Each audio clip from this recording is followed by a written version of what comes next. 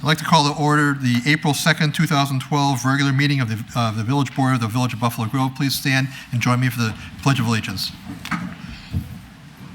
I pledge allegiance to the flag of the United States of America and to the republic for which it stands, one nation, under God, indivisible, with liberty and justice for all. Thank you. Please call the roll.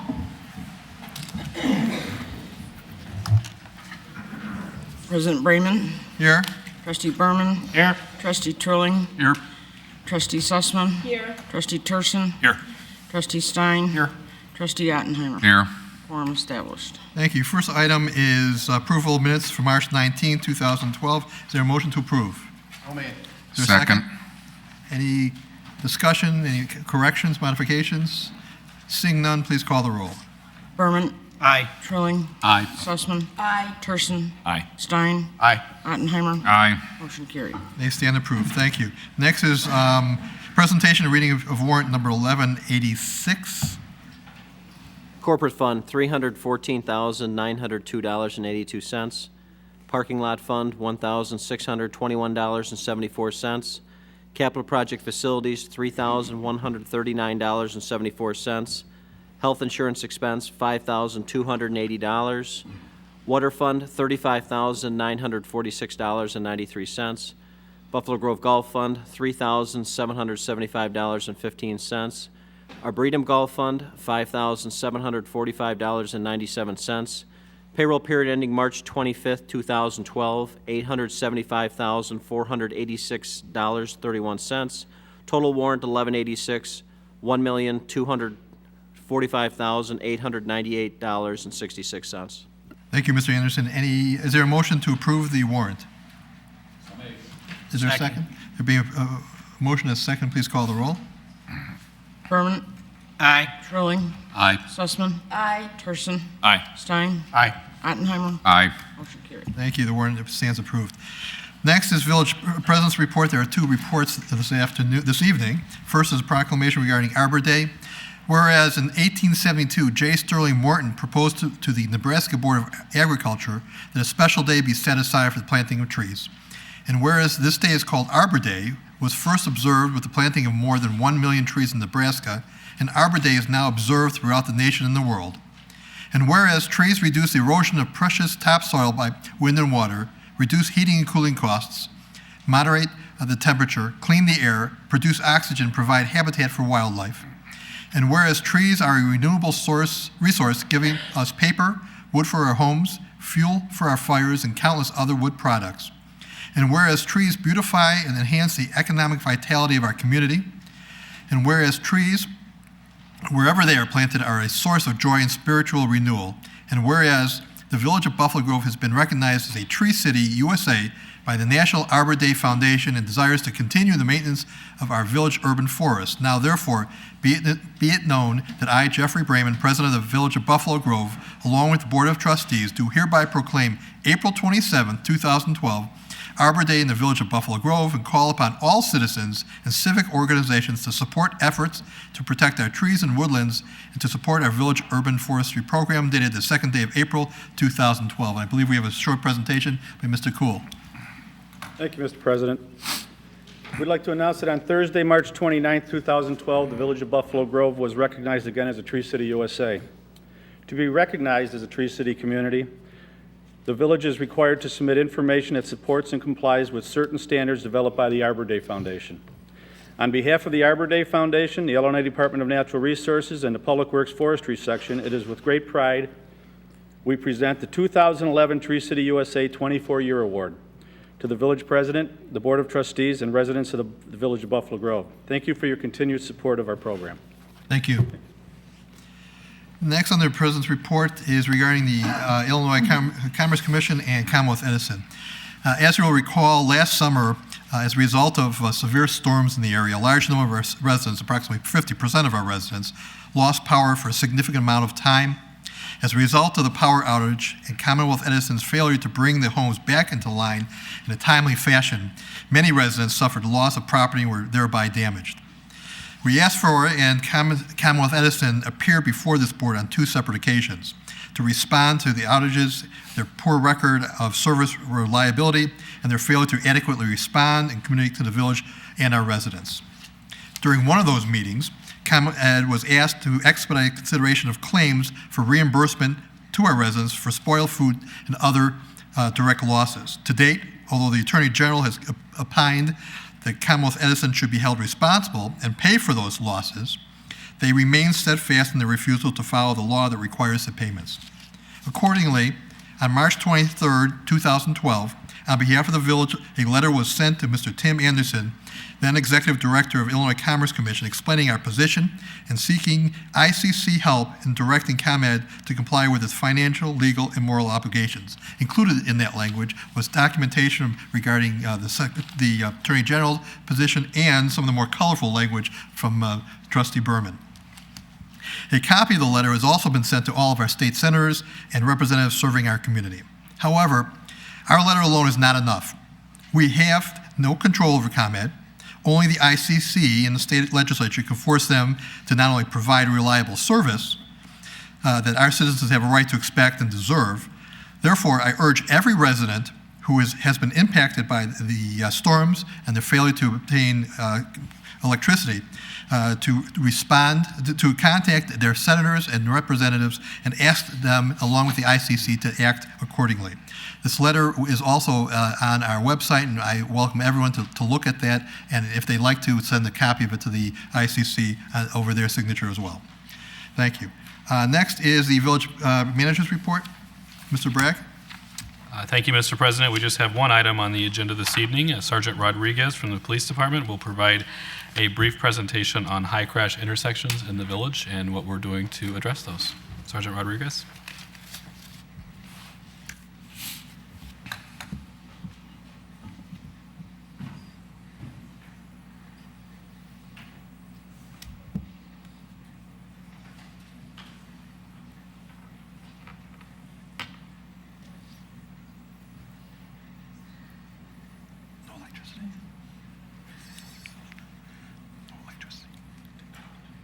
Thank you.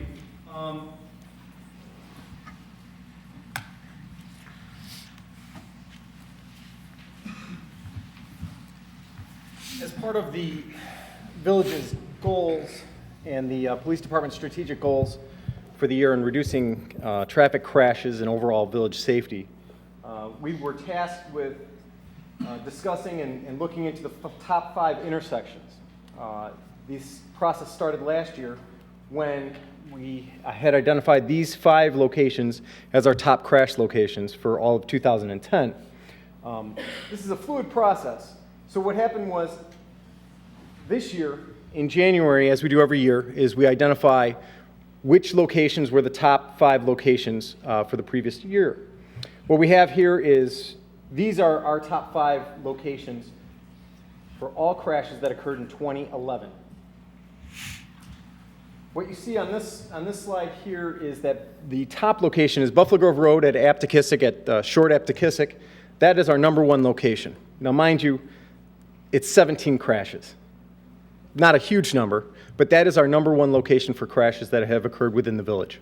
Then we have the normal regulars of the Lake Cook Road and Arlington Heights Road, Arlington Heights Road and McHenry Road, Lake Cook and Buffalo Grove Road, Arlington Heights Road and Dundee Road. To date, in 2010, our top 5 locations, they yielded 50 crashes. In 2011, we had 58 crashes that occurred at our top 5 locations. The only real significant difference from 2010 to 2011 was that there were 8 personal injury accidents that have occurred in 2010 in those locations. In 2011, we identified 27 personal injury accidents. The only issue is that actually the way that we compiled the statistics have changed a little bit. Under my direction, I believe that anything that when the intersection is causing an intersection-related crash, sometimes different ways of taking the stats are, does the injury happen in the actual box of the intersection? And then there's other crashes, as you know, rear-enders from people who are stopped in rush hour traffic, let's say. They'll get rear-ended. Well, that's not necessarily in the actual intersection, but it's an intersection-related crash. So we've identified that. We don't judge injury. If somebody does report an injury, that'll get marked down as a personal injury crash, even if it's a minor neck pain or back pain. We just document it as such. In looking at the statistics from this year, just for the first quarter, we just compiled the first quarter numbers. At our number one location, we had 4 crashes. One of those crashes was a personal injury crash. In comparison, from last year, we had 7. Again, our data is not real huge. It's a very small sample size, but it was a decrease of 42%. Our number 2 location of Lake Cook and Arlington Heights Road, we had 7 crashes. One of them was a personal injury crash. Again, this shows a decrease in 22%. So from the first quarter of 2011 to the first quarter, just in that quarter time frame, and the first quarter of 2012, we had the decrease in crashes. Our number 3 location, Arlington Heights Road and McHenry Road, this year, the first quarter, we've had 8 crashes. 2 of them were personal injury crashes. It's an increase, no doubt. I think about 300%. But again, we're talking about 8 crashes compared to 1 that happened in the previous quarter. Lake Cook and Buffalo Grove Road, we've had 9 crashes. 2 of them were personal injury crashes, just a small increase.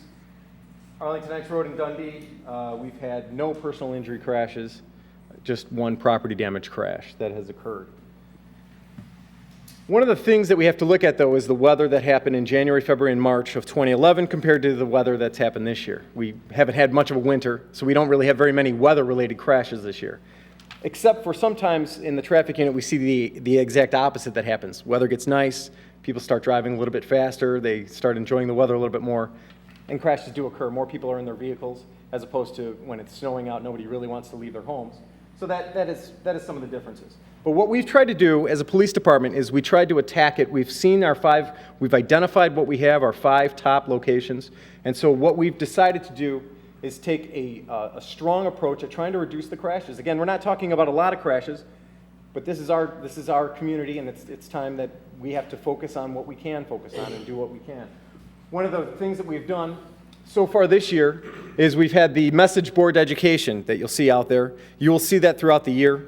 This was located at our number 1 crash intersection. We had it up there for a couple of weeks, letting drivers know that this was the number 1 crash intersection in Buffalo Grove in 2011 to please stay alert. Those signs, that message board will be at all the other intersections as the year goes on. Another thing that we've taken a look at is the enforcement and other reduction measures. So far this year, just in this quarter, in those top 5 crash locations, our officers have issued 267 total citations. We've had about 23 citations at Buffalo Grove and Short Aptekissick, 49 citations at Lake Cook and Arlington Heights Road, 24 at Arlington and McHenry Road, 71 at Lake Cook and Buffalo Grove Road, and 100 citations at Arlington and Dundee. We feel that high visibility as well as a covert approach helps with the enforcement aspect of it. Now, what I mean by that is being in a squad car right in the middle of everywhere where everyone could see you, that would be our high visibility. Our more covert approach would be the cops who are kind of hiding behind cars or whatever, peeking around, trying to get violators. We also will employ the use of drone cars as we did last year. The use of drone cars, we've reduced the number of crashes at the location of Lake Cook and Buffalo Grove Road, we believe.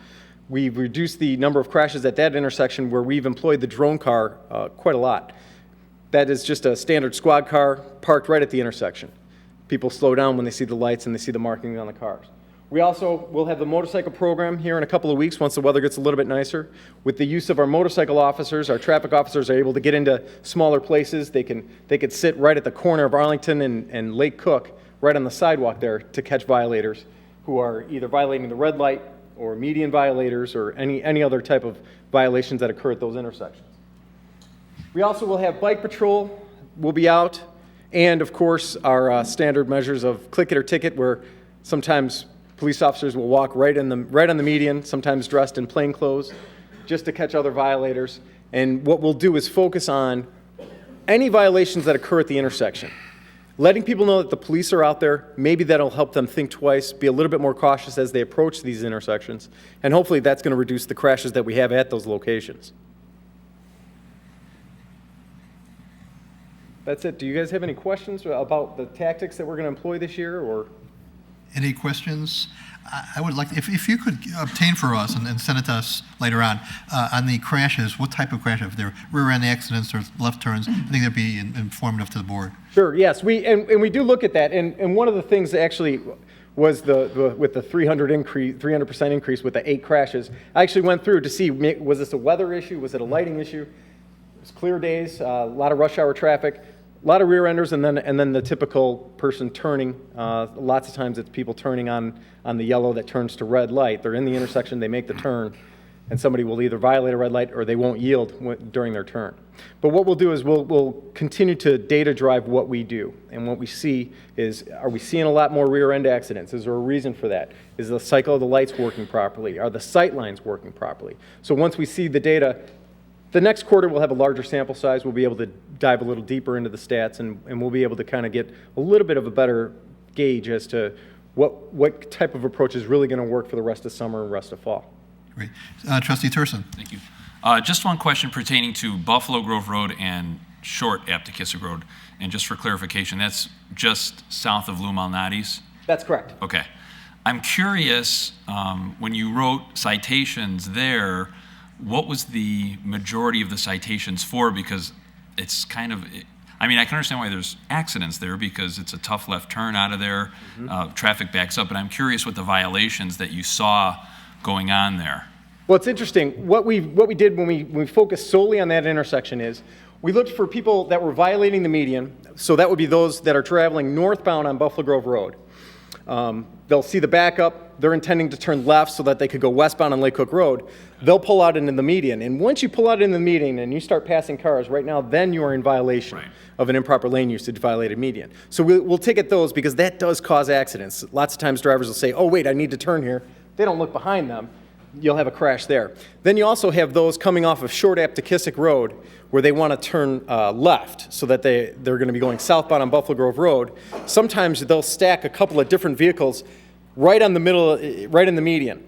Now, we actually checked with our village prosecutor and the state's attorney's office, as well as consulted the IVC, the Illinois Vehicle Code, for what type of law violations we have. And when vehicles are stopped, as long as they have safely entered the intersection, we'll call that an intersection, as long as they've safely entered the intersection, they are, well, I guess they're technically allowed to be in there as long as they're not on the median where the curb is raised. Once the cars do that, again, that's a violated median. So that's what we're out there trying to educate motorists, trying to enforce it. And when we see dangerous behavior of people just kind of whipping out and they're not yielding to the other traffic, then we certainly write them. Well, that's very interesting, and I'm glad you brought that up because I think a lot of people are unaware of that it is illegal to drive on the median when traffic is backed up and they're trying to make that left turn. Yeah, that's correct. Yeah, you certainly can't drive on the median to get to where you're going. You have to enter into the lane of traffic, and that's what does cause a majority of the accidents there. Well, I hope people learn from hearing you say it rather than learn it the hard way and get a ticket. So I hope so too. Thank you very much. Thank you. Any other questions, comments? None. Thank you very much. Appreciate your report. Thank you. Anything else, Mr. I Bragg? just want to say thank you to Sergeant Rodriguez and the entire traffic division. I know we don't think about these kinds of things very often, but they are very important to the safety of the village. And they actually sit around and crunch these numbers for us. And I also wanted to make sure everyone was aware that drone cars is not related to the aerial drones that were requested by Chief Belinsky in his budget presentation. So that's an entirely different matter. That's all I have for this evening. Thank you. Next is questions from the audience. This is an opportunity for anybody who has any question about any item that's not on the agenda to come forward and ask the question or make a comment. And anybody who have any questions about any item not on the agenda. Seeing none, we'll move on. Next is special business. First thing, I'm pleased to recognize the Buffalo Grove Area Chamber of Commerce on their 40th anniversary.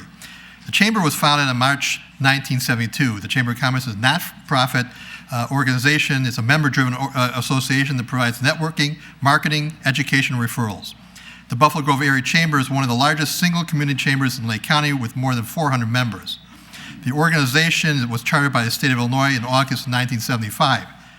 The mission of the Chamber is to serve as the principal leader for plans, strategies, programs, and services benefiting membership, by promoting the favorable business climate and values to our community.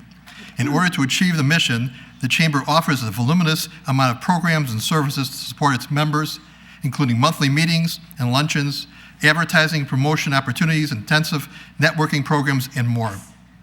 In 2011, the Chamber coordinated its first annual Heart of Buffalo Grove Award program successfully to promote local businesses and volunteers in the community. The Chamber is managed by Executive Director Lynn Schneider and Director of Membership Mark Rose. The Chamber is governed by a board consisting of President Scott Fishkin, a Buffalo Grove resident and local business owner, as well as 15 other board members. Further information with regard to the Chamber can be found on their website, www.buffalogrovechamber.org. I do have a little plaque here if someone would like to step up.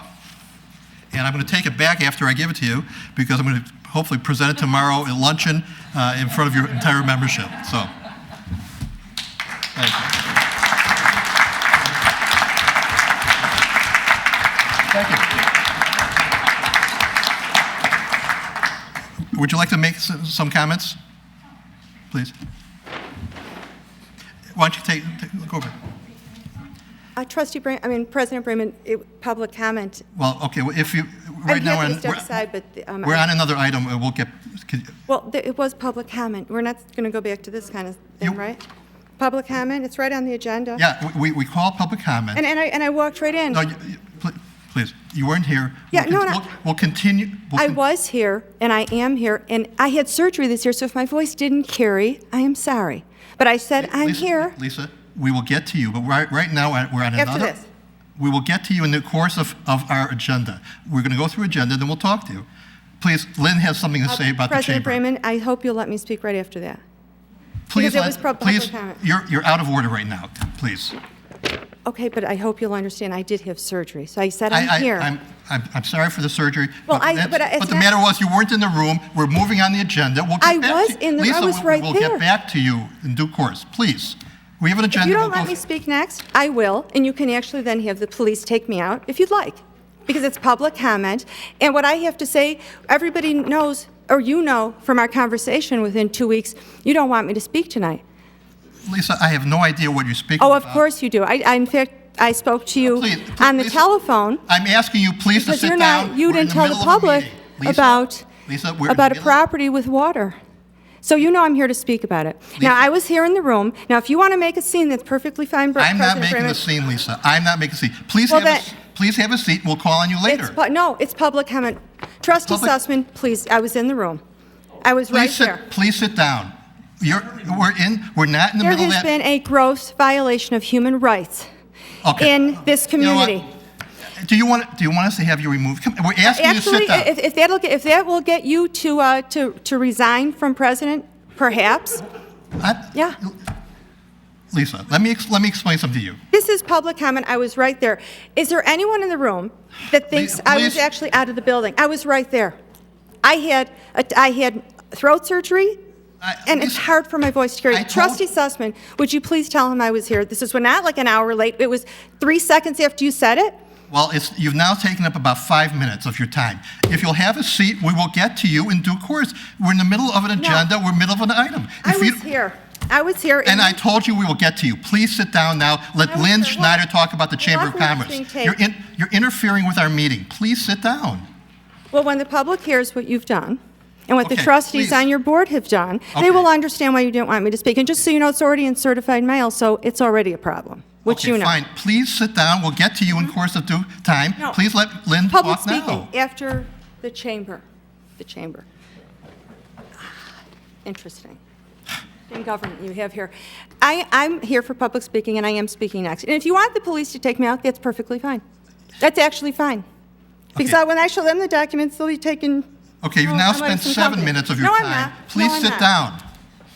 No, because- Lynn, if you please take the podium. I would like to thank the community for all that it has helped the chamber with over the years. We are here to help the residents, we're here to help the businesses, and we're here to help the village make the village one of the better places in this suburban area. So we thank you for all of your help and your support. And I'm going to make a plug for the volunteers, the Heart of Buffalo Grove volunteers. We will be having applications out soon. So if you do know of someone that is deserving of an award for volunteerism in the community, please make sure that you contact the Chamber. We'll be giving those awards out in November. Thank you. Thank you, Lynn. And again, Lynn, I congratulate the entire chamber. They've done wonderful work over the last 40 years. Next, we're going to go to reports of trustees. Are there any reports, trustees? Trustee Sussman. My button actually was on when Sergeant Rodriguez was doing his presentation. I'm sorry, I didn't see So that. I had one question. I don't know if Sergeant Rodriguez is still here, but I could ask Chief Belinsky my question. I was wondering if you thought if those high crash locations were advertised more so people knew where they were, do you think that might help people drive a little more cautiously at those locations? Do you think it would have any impact on the accident rate in those locations? I would say that any form of public education certainly helps reduce crash locations, so we'll certainly take a look at that suggestion. Thank you. Thank you. Trustee Stein, I have a feeling I know what this is about. Well, thank you. I have a farmer's market report. The Buffalo Grove Farmers Market returns this year on Sunday mornings, June 17th through October 7th. We plan to distribute 750 bright yellow tote bags on opening day to encourage shoppers to use and reuse each week at the farmers market. Your logo can be included on the imprinted bag for only $75. Bag dimensions are approximately 20 inches wide by 8 inches high. Your advertisement, along with that of other companies, would be about 2 inches by 4 inches. You're also welcome to provide something to place inside the bags. For additional information and for an application, please contact Susan Levy at slevy@vbg.org. That's SLEVY@vbg.org. Thank you. Thank you. Trustee Berman.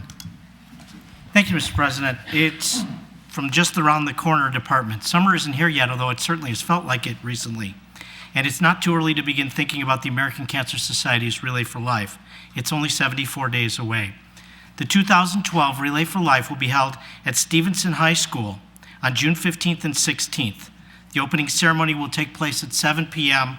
on Friday, June 15th. The luminaria is scheduled for 10:30, and the closing ceremony will take place at 6:30 a.m. the following morning, June 16th. No matter who you are, there's a place for you at the relay. Each dollar you raise will help save lives. Your reasons for walking in the Relay for Life can be as unique and special as the story that motivates you. This is your opportunity not only to honor cancer society survivors, but to remember people we have lost, and also to raise funds and awareness to help save lives. Because of your support, we are creating a world where cancer can't claim another year of anyone's life. You are helping create a world with less cancer and more birthdays. Once again, our community's relay is somewhat unique because it is organized and run by our young people, by the students of Buffalo Grove and Stevenson High Schools. Our community's young people who have given so much of themselves over the years to make this event a success deserve our active support. I hope that members of the public will please consider organizing a team, helping to raise money, make a donation, and participate in any way you can in this very worthwhile event. For more information, you can visit the American Cancer Society's website, and there is a specific page for the event, or call the ACS's regional office at 847-317-0025. I anticipate, as in years past, that there will be information that will be posted to the village websites and suitable links as well in due course. Thank you. Thank you. I had forgotten another item on the special business. I apologize. Public hearing regarding the municipal electric aggregation program. Mr. Bragg. Thank you, Mr. President. Gita Newkirk will provide a brief presentation on electric aggregation. Gita? Thank you. Good evening. As the board is well aware, through an intergovernmental agreement which was approved in the first quarter of 2012, Buffalo Grove has been working with representatives from Arlington Heights, Lincolnshire, Long Grove, Palatine, Vernon Hills, and Wheeling to create we've created a consortium regarding the aggregation of electricity initiative. This program seeks to aggregate the retail electric loads of eligible residents and small business retail accounts and to solicit bids for the purchase of electricity. As the board is well aware, on March 20th, as required by state law, we did have a referendum regarding this subject matter, and the referendum was approved in all 7 municipalities participating in our consortium. On March 14th, the village board unanimously approved a request for proposal. That proposal was issued to all the Illinois Commerce Commission certified suppliers, inviting them to submit a proposal in response to the RFP, and those proposals are due to the village tomorrow by noon to the Village of Buffalo Grove. So we'll be opening those. As part of the intergovernmental agreement, the board did give the authority for the village manager to approve the cost that would be established for residential and small business customers. And then thereafter, what would happen is the village board would receive an agreement between the village and the electric supplier that would ratify the program. Included in your packet this evening is a plan of operation and governance relating to this program. This is one of 2 public hearings that will be held on this subject matter to review the plan of operation.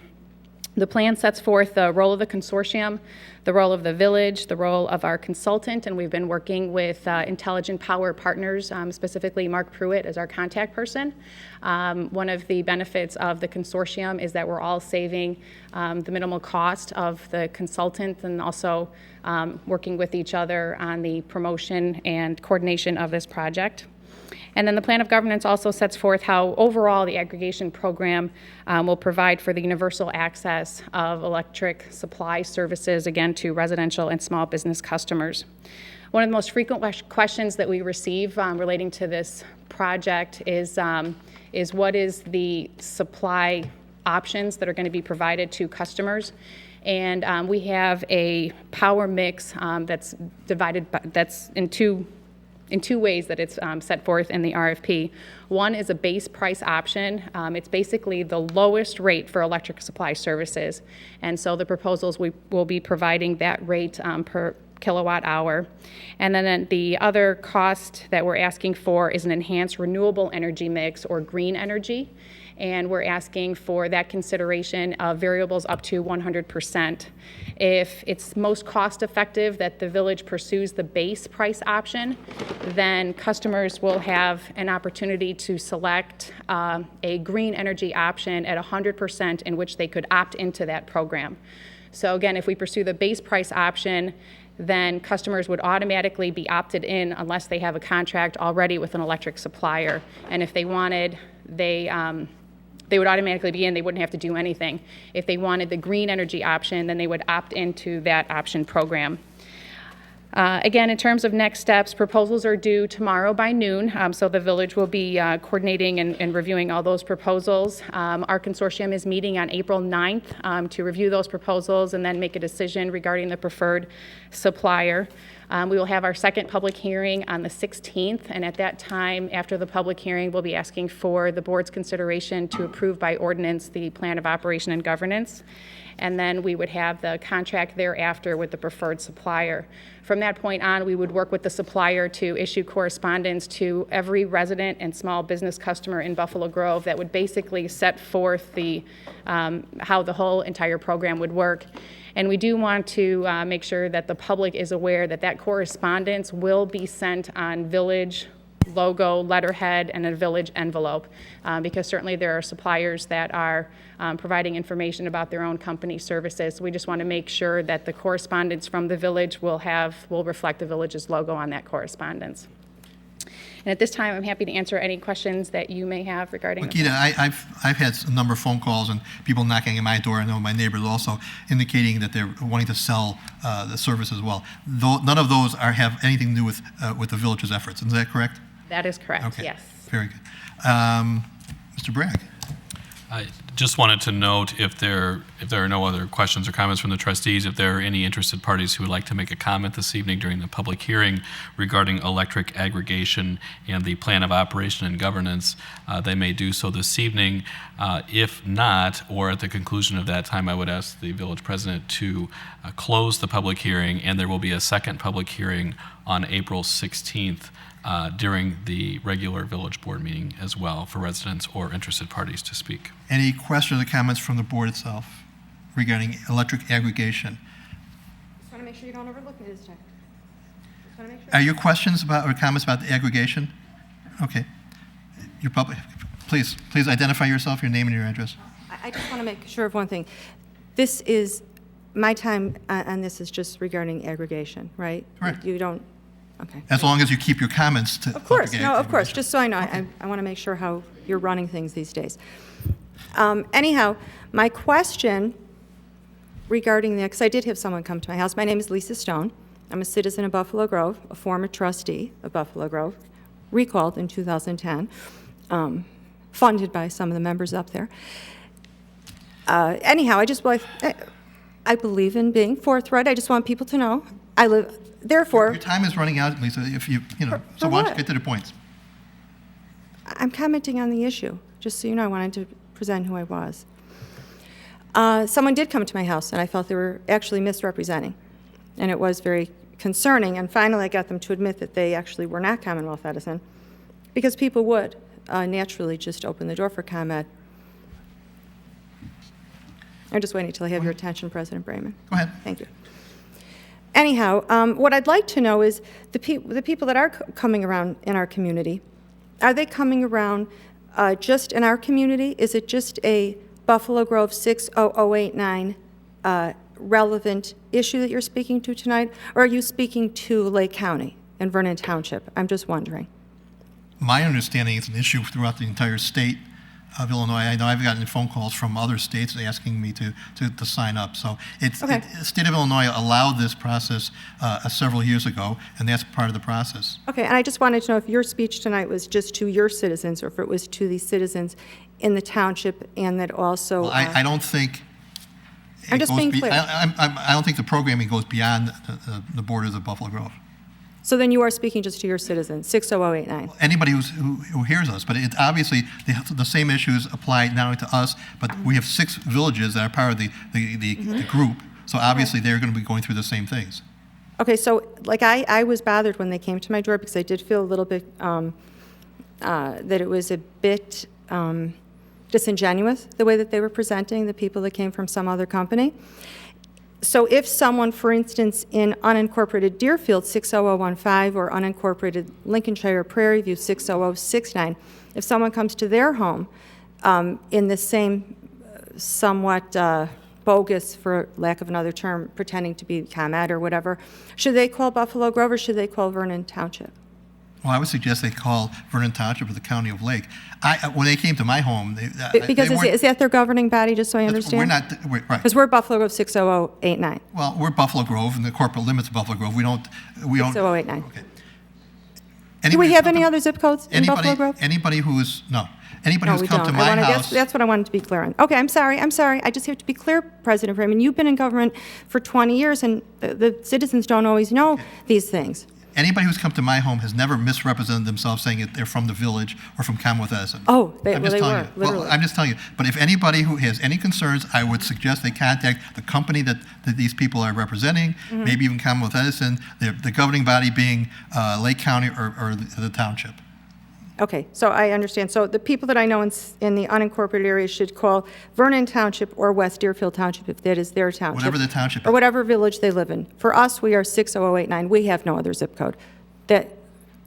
So we'll call you. Got it. Thank you. Thank you. Anything further from anybody? Anybody in the audience have any other comments or questions? Anybody else on the board? Seeing none, we will close the public hearing. And we'll look forward to seeing you on the 16th? That's correct. Yes. Very good. Thank you. Thank you. Okay, next, instead of, we're done with the trustee report, I will go back for a short period of time for the questions from the audience. Mrs. Stone, this is your opportunity. understand that we have passed that item in the agenda, and instead of waiting till the end, and because there are a lot of people here waiting for other matters that are on the agenda, they're waiting patiently, we will go back to this item, and please, you do know that you have 10 minutes. Thank you. No, I Thank do. you. And I truly am sorry for stepping to the back of the room. Truly, and Bev can tell you, I had 2 surgeries this year, so it really is. Your time is limited. Wait, no, Why don't you go ahead? can I start when I start? That was a personal note. I just wanted to let you know, I was not being disrespectful. I truly have had some hard times. I'm sorry to hear that. Okay, so I'm Please. just saying, I wasn't being rude, when I say I'm here, sometimes even voice machines don't catch my voice. So I understand that you may not have heard me, but it was within seconds. So with that, thank you for the courtesy. So,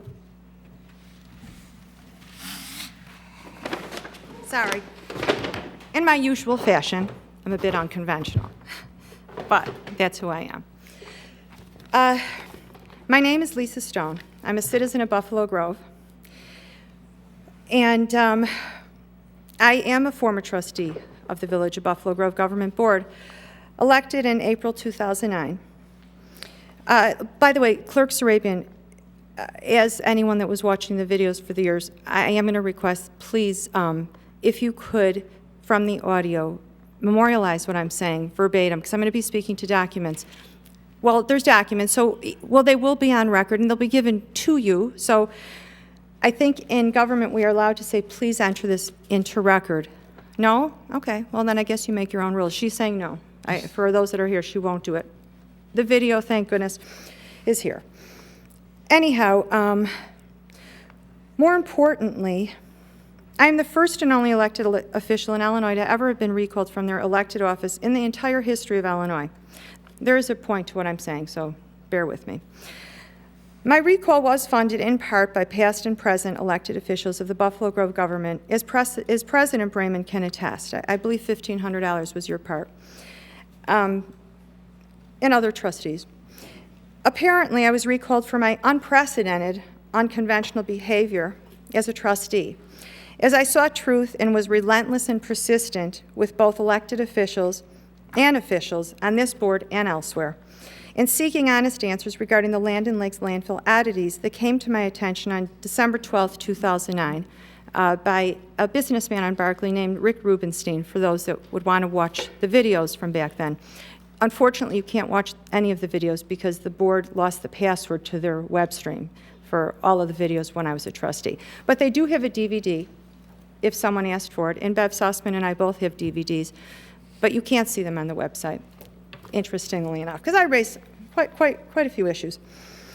Anyhow, in simple terms, given all things land and lakes, including the altered government documents from village manager Bill Brim, who incidentally resigned within a week or so of my realizing the altered email government documents, and the purged government record of Shaw Environmental Landfill Study, which was in due diligence of annexation, contrary to what the board would have had you believe, and the lost closed executive session audio, and even more alarming, if at all possible, the communications between and/or copied to the management of Buffalo Grove, including Village Council, Attorney Reza, from manager Bill Brim directly and immediately to the Lake Forest mayor and owner of the Land and Lakes landfill, asking, what should I tell her? Rather than what one would expect from a village official in Buffalo Grove, that he would have just replied to me when I asked about the history of Land and Lakes and Dalton, Illinois, and all sorts of things that everyone can read about with Land and Lakes. But he didn't reply to me, to my simple question about the past. But he did write to Jim Cowhey, the owner of the landfill, and immediately said, what should I tell her? And Attorney Rice, I think you have that email, for those that want a FOIA. And there's other emails that are just as interesting, more so. The list goes on and on. I challenged the elected officials for answers which they couldn't recall. Mass amnesia, literally mass amnesia. And in doing so, I apparently challenged Robert's rules at the same time. Indeed, I spoke at times that I was instructed and told to be silent. I would suggest the public watch the 18 months of illuminating Village of Buffalo Grove board meetings, but unfortunately, as you know, they're not available to you. They lost the password. And you know how in government, only one person has the password. Anyhow, they have the DVDs. What I just want to say is The recall, which is unprecedented in Illinois, and I was the first one, is home rule. They have home rule authority here, and they created an ordinance to do so.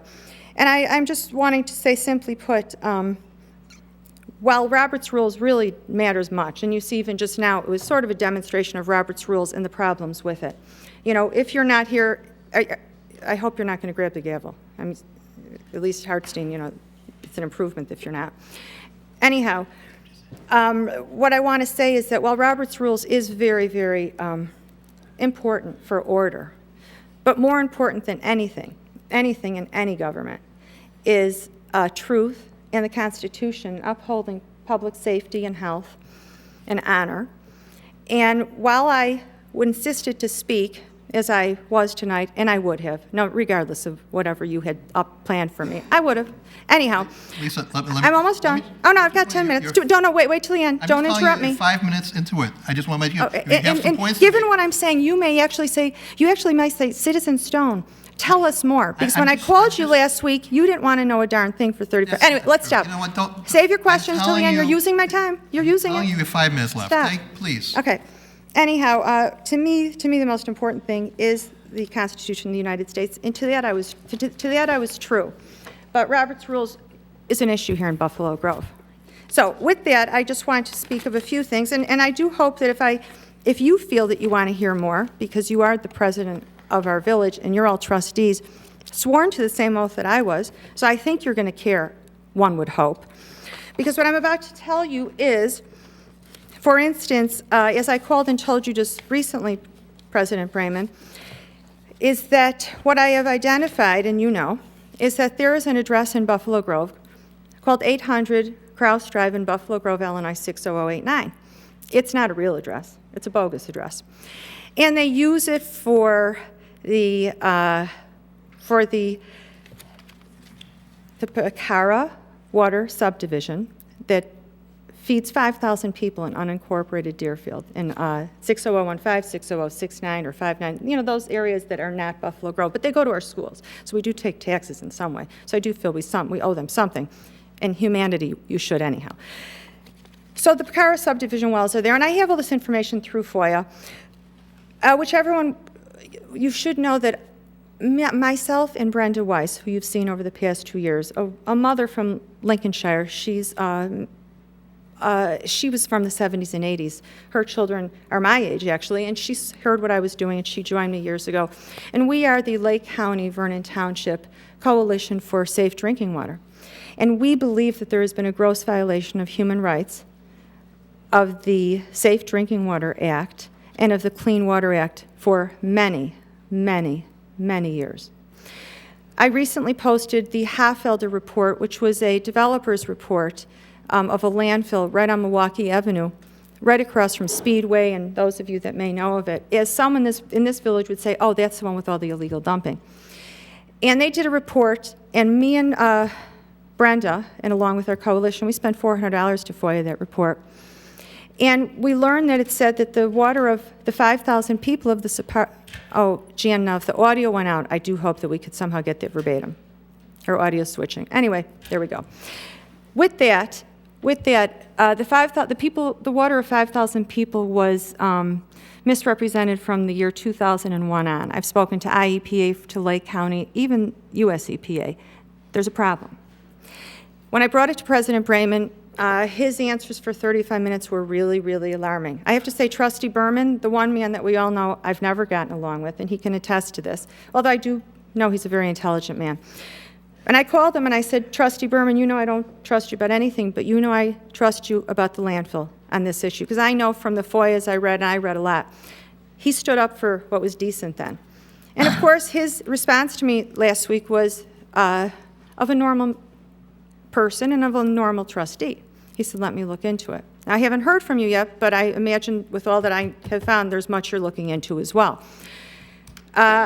Anyway, with that, the NPDES permit IL00220055 for the Lake County, what we thought as of 2007 was a domestic wastewater facility, in 2011 revealed it was the domestic wastewater and industrial wastewater facility for 10 communities.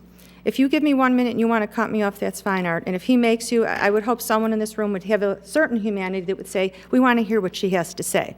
And if not, you can walk right off the cliff with the others that sit in a smoke-filled room and say, it's all fine. Anyhow, furthermore, as I looked into Land and Lakes landfill, and there's people that have helped me along, and thank you all out there that know who you are.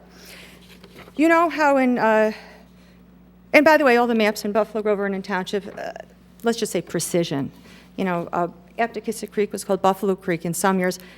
If you come, you can pull me out. It's okay. April '09, they came out with the Crestwood report into the Tribune.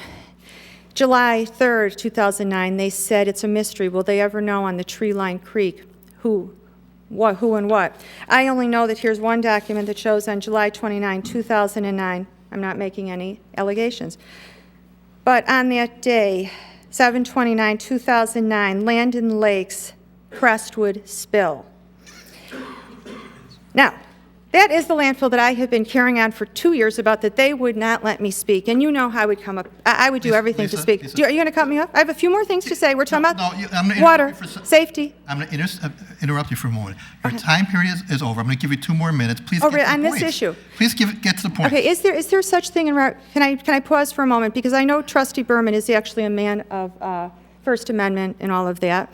I mean, in his... We have rules. And I know you have rules.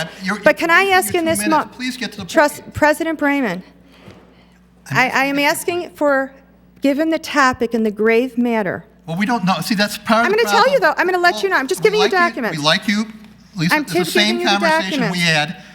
You are going to receive them, and you're going... The news and professors... Will you please let me speak? No, you're taking up my time. Okay, you got 2 minutes, then you're done, okay? Since you won't listen to me. Okay, in 1995, Engineer Kunkler, if you're in the room... Kinkler, I'm sorry. The man that works for you, Biederwolf? There's a letter that he sent to the Lake County Public Works, letting them know that there's an address change of the facility, and that it was being switched from Deerfield 60015 to 800 Kraus, Buffalo Grove 60089. Now, oddly enough, wouldn't you know it, that address doesn't exist here in Buffalo Grove. If you want to, I FOIA'd, you can look into the CENA list, C-E-N-A. It's every address that exists in this village. It has to exist. You can ask the Chief of Health, Brian Sheehan, or anyone else. There is one address, and it's called 851 Kraus Drive, and that's where the fire facility is, for the practice facility. There is not an 800 Kraus Drive in Buffalo Grove, yet an industrial wastewater facility next to groundwater wells, literally the same address. Now, I'm not sure what the laws are, the 620 regs and the drinking water and all the things, but I don't know. It's one thing about your domestic waste, which is bad enough, that's fecal, but when you're talking about industrial waste, I'm not so sure that you can have that right next to drinking water wells. I would venture to say it's probably not a good idea, but I want to ask our elected officials, and all of you don't have to do the research that you'll see a lot of documents. You don't have to do the research, and that's because you have elected people that actually have your back, or should have your back. And if they don't know the answers to these things, because they're not engineers, so you really can't expect everyone to know things that engineers would know, or that mothers that would have a problem with things, and they would look into it. So if they don't know, they'll find the answers to you. And it's not just them. It's not all on you on Buffalo Grove. It's Lake County. It's far deeper than this. And some may know or may not. And actually, Trustee Trilling, being the bike path man, loves. I appreciate your enthusiasm for bike paths, because there's bike paths right along the Aptekissick Creek, right along that Land and Lakes landfill. I've never taken the walk. I wouldn't really want my child walking right along that landfill, nor would I want them walking right to the industrial wastewater facility that you guys have also created these wonderful bike paths. I'm not sure why, so I would like if you are going to lead a bike or a walk for people, I'd like to know the vision. I know that one of the retired trustees, and actually the bike path I think is right behind your work also. I think. Can we get to the question? Yeah. You're beyond the. Oh no, I am. And I also believe that the retired trustee worked for USA Blue Book, which is the wastewater product, the wastewater products for wastewater facilities. So, and I know you guys are best friends as well, so I do want to, I think you'd be the best to answer the questions that I have. I'm concerned about those bike paths and about the waters that they are alongside. And sometimes the bike paths continue, but you no longer can see the waters. And they actually stop in some places on the Vernon Township maps, which Buffalo Grove makes maps, and so does Lake County. It's a fascinating big machine they have. I've seen it. I love it. But when you look at Google Map and you look at the NPDES, the US EPA maps, there's some inconsistencies and it's worrisome. Now, US EPA, if you look at their maps, no one messes with US EPA maps. People know better than that, certainly. But there are some, Trustee Trilling, are you wanting him to be quiet for any particular reason? Do you have another bike path idea? Do you have a trail idea? Because you're interrupting him. Let me get on to other things. Pass the trail. Lisa, I'm rounding it up. President Brayman, for your soul's sake, let me finish. Yeah, we spent a lot of time on the phone, once on the phone for about 40 minutes, another time when you interrupted my dinner at a restaurant for about a half hour. Oh, my goodness, I know. So if you get to, I still don't know what your points are after all that conversation. So if you could please get to the point in the next minute. I'll be back at every meeting. Then we're done. And now you don't have to worry about that because We're all done of these after next documents. minute. Please continue. All of these documents. Then you don't have to. If you just give it to us, we'll read it at our leisure. No, but this is the thing. This is the thing. They are in the hands of people who I know will act and care. And as far as your hands, since I, for 2 years, have researched every day for about 16 hours a day, my friends can attest to. I could give you everything, and I'll give you certain things that will certainly prompt your ambition to start researching yourself. Because when I told you in January 2010 that the landfill is not listing the Aptekissick Creek as where they're discharging into, and they didn't even have an NPDES permit, and they said that the nearest body of water for them was the Des Plaines River. Well, go figure. The Aptekissick Creek was literally right next to them. But interestingly enough, and I must say this, and you're going to be fascinated by this. You know that landfill that was permitted for 32 acres? 32 acres in 1981, and you'll all see the documents. You can read them or not, but they're going to be everywhere. Okay, They're there. Lisa, finishing. We're going back. Okay, no, I'm not. So, Because you won't yes, get I to the am. point. I'm finishing. I am. President Brayman, will you embrace sometimes the health issues? I know how you feel about finance. I do, Lisa, but I think Then please. we can't get to the points because you won't. I am getting. But aren't you happy for 2 years I did this? Because now you're going to know, and you're going to be able to do something about it. So you might actually thank me. And I think, okay, and let me finish. 20 seconds. President Brayman. You've had over 15 minutes.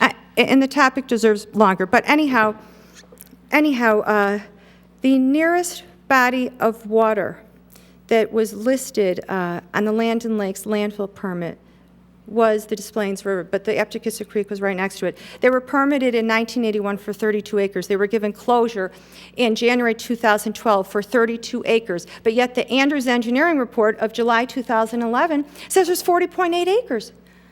Where are those 8.8 acres? Where are they? Where are they? Do you know? Because it's actually on documents. I'm not making any rash. I'm not a scientist, but I can read. I'm literate. Now, there's 8.8 acres that were they permitted? Were they lined? What was in them? Now, we do know on documents that Land and Lakes had a few different partners. Stepan, we're not sure if that's Stepan, the global manufacturer of chemicals in Northfield right over there. And then they also had Rite Aid Pharmaceuticals that they switched to. And then they even had Isle of Wight County Lawns, not sure what that is. And they had other ones that ended in the words STP, and I know Trustee Trilling just can't even bear listening to me anymore.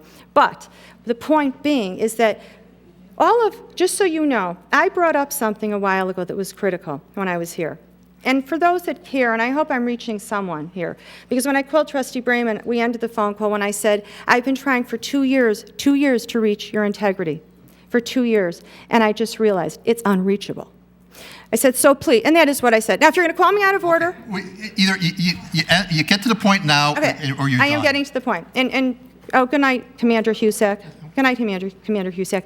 And also, I want to say that, like I said about Crestwood, I'm not sure that Michael Lisa, Hawthorne. This has nothing to do with Crestwood. This is ideas for Buffalo Grove. Either get to the point now, or please sit down. Well, Buffalo Grove. Thank you. And the point is that in Buffalo Grove, if you all remember, I had said, I'm worried because there's a disparity in water usage. And I spoke to Evanston, who we purchased our water from. We're the Northwest Water Commission. We spend millions. We know how much our water bills are. And I talked to the man, his last name is Lucas, for those that want to know, Lookis. And he said, yes, for 30 years they've noted a disparity. We use about 20 to 30% or so less water. We've gone over this time and time I again know, when you're on the board. I know. So can you get Oh, to I'm the sorry, point? yeah. Yes, I have a new point. Public A new question. point, yes. I haven't heard a question Here yet. is the point. Here it is. Please make it. Is that the email, if you see, and you were copied on it, back in 2010, when I asked Manager Brim about the wells and what our water and our backup groundwater and our Lake Michigan, because he was our water commissioner, and he didn't have many answers, and I was a bit abashed. And I was particularly... That's not true. We gave Can you I, answers. please, you could wait till, let me finish. No, you're beyond your time. Okay, let me Get to finish the this. point now, Okay, otherwise I am. You got 30 seconds. Yeah, and that's it. I Trustee Trilling's about to keel over, so let me just tell you that that well number 1 in Buffalo Grove, well number 1, we have 1, 2, 6, and 7. Well number 1 is consistently at like 1/6. Okay, you know, we're going to take a 5 minute And that was break. the We're taking a well. 5-minute That break. was the well Thank you. that Manager Brim never told me about. He never told me about it. Jan, if you could please read the consent agenda. The consent agenda is available in this, all items listed on the consent agenda which are available in this room this evening are considered to be routine by the village board, will be enacted by one single motion. There will be no separate discussion of these items unless a board member or citizen so requests, in which event the item will be removed and from the general order of business and considered after all other regular agenda items. Jan, if you could, please. First item is award of contract, waiver of bids and award of contract 2012 crack sealing in accordance with Municipal Partnering Initiative. Staff recommends waiver of bids and award of contract in the amount not to exceed $75,000 to North Suburban Asphalt Maintenance. A waiver of bid is requested for the purpose of partnering with the Municipal Partnering Initiative and to extend the 2011 contract pricing for 1 year. And authorization to bid sanitary and storm sewer televising for the year 2012. Staff requests authorization to bid sanitary and storm sewer televising for the year 2012. That is the consent agenda, and staff recommends approval of all items on the consent agenda. Thank you. Is there a motion? So made. Second? Any member of the board wish to remove any item from the consent agenda? Seeing none, any member of the public wishing to move an item from the consent agenda? Seeing none, please call the roll. Berman. Aye. Trilling. Aye. Sussman. Aye. Turson. Aye. Stein. Aye. Oppenheimer. Aye. Motion carried. Thank you. Before we get on further, I understand that something I forgot to make mention of before is that regarding the Chamber's 40th anniversary, Deerfield Bakery has been very nice in delivering to us a cake, beautiful cake, honoring the Chamber. So after the meeting, if anybody's around, there'll be a cake in the back. So we thank Deerfield Bakery. That's the good news. Okay. Now, generally speaking, we'd be going on to ordinance and resolutions. However, because there's a lot of people here from regarding the Turnberry development, you've been patient for longer than you had to. So we're going to move that up in the agenda. And then, so therefore, the next item will be a pre-application conference regarding Turnberry development, 105 Buffalo Grove Road. Is the developer present? Would you like to make a presentation, the developer? Okay, would staff like to? He was here.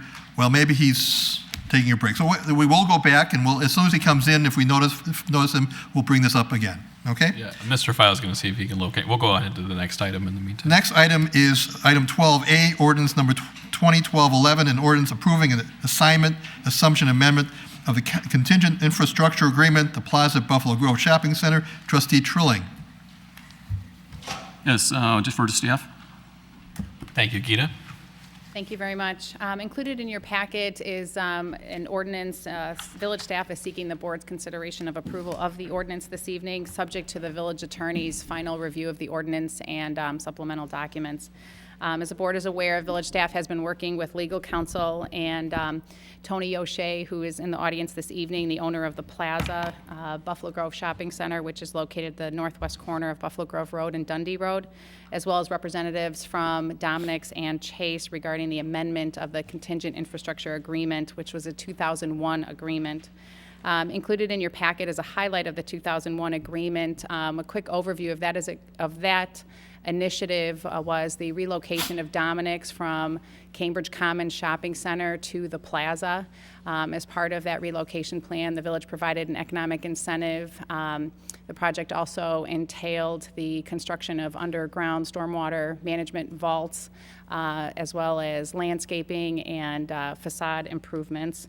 The agreement also called for that once warrants were met for a traffic signal to serve the plaza, then the owner would be required to undertake, or Dominic's would be required to undertake that task.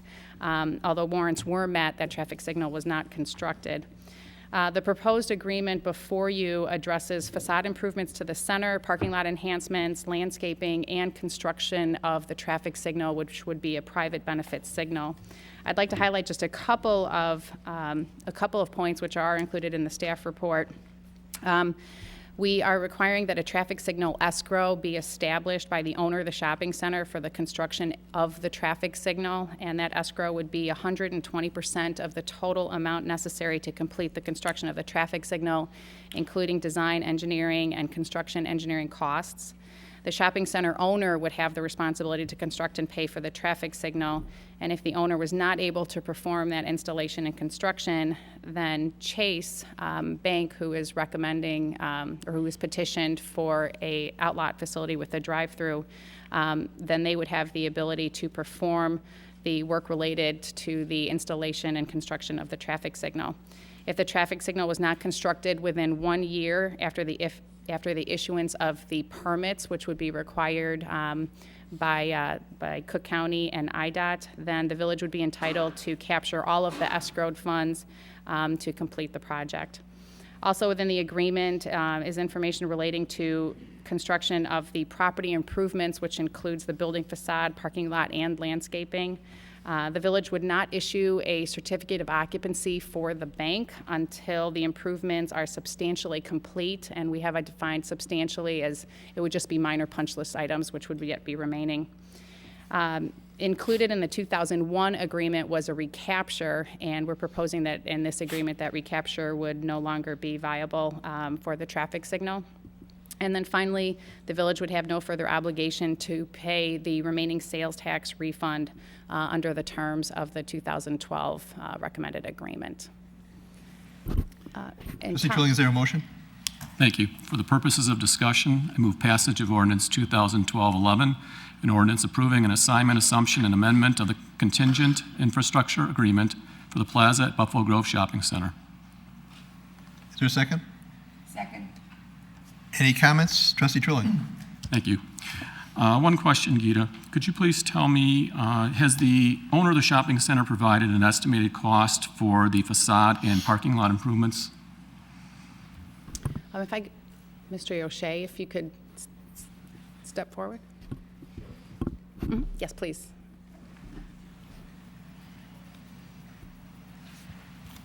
Also included in your packet is a timeline which we had received from the petitioner providing an estimated timeline for the property improvements. That was in a spreadsheet in the packet.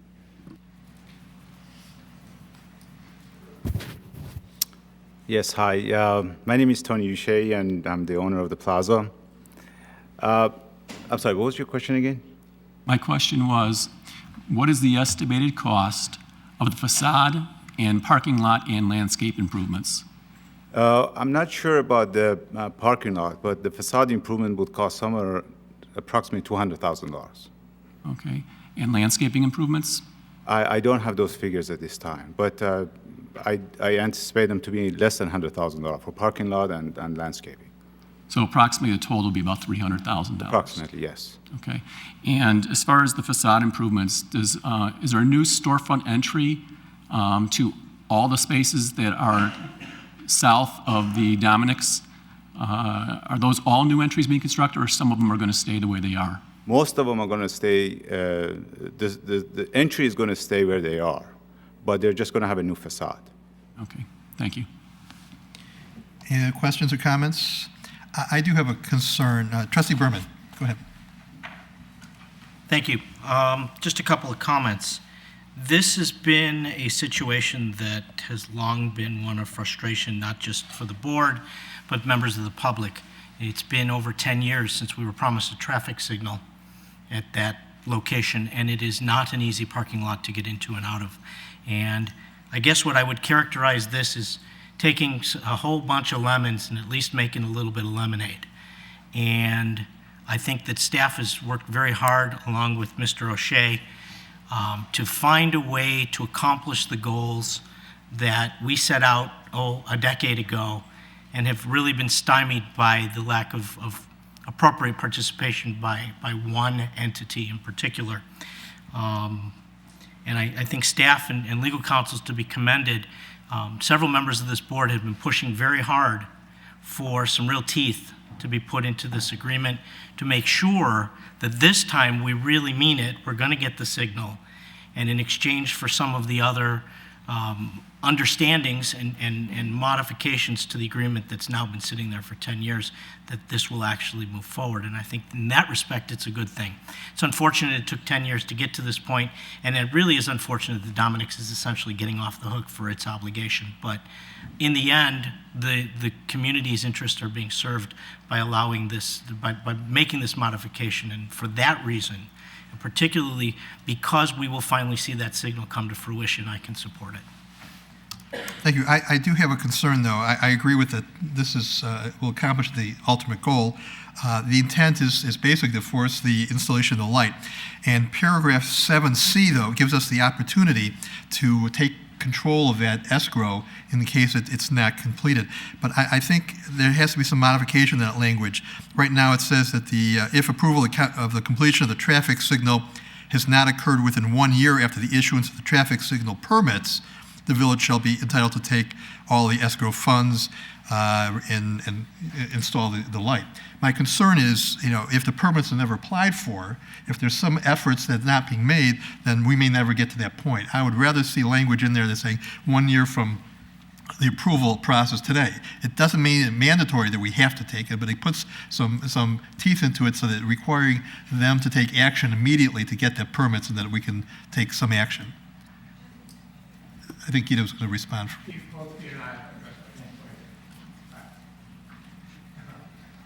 That was a concern for ours, and if you notice, Chase Bank can't even apply for the permits until those apply for their building permits, Chase building permits. I understand that, but if Chase doesn't open, if they don't apply for their building permits, they want to walk away from the deal, we still want the light. Okay, so I'm trying to find out the best way possible that we can effectuate the installation of the light. If Chase doesn't do it, then we've got a problem. I assume somebody from Chase is here. Please step forward. Introduce yourself, please. Good evening. My name is Tom Lowe. Company I'm with is First Equity Group, and it's a commercial real estate development company that's been working with Tony, owner of the center, as well as Chase on this project. And there are certain timeframes where we spend a fair amount of time with the staff on the timeframes by such and such time from approval of the PUD to which we have to submit plans not only for the signal improvements but also for the on-site improvements. And actually, in Section 6, if I'm reading this correctly, Gita or Bill, you can confirm, it's within 30 days after approval, hopefully this evening, that's when the application has to be made to the Cook County for the installation of the signal. I understand that, but you could walk away from the deal, correct? And we're still not left, if they're going to fund the escrow, you can walk away with the deal, or maybe they're going to ask you for additional information for the permits, and they can drag on for a long time and maybe walk away later on, and then we still don't have a light. I think we have to tighten up that provision about when we have a right to access that escrow. That's one of the reasons for 1 year after the traffic signal permits.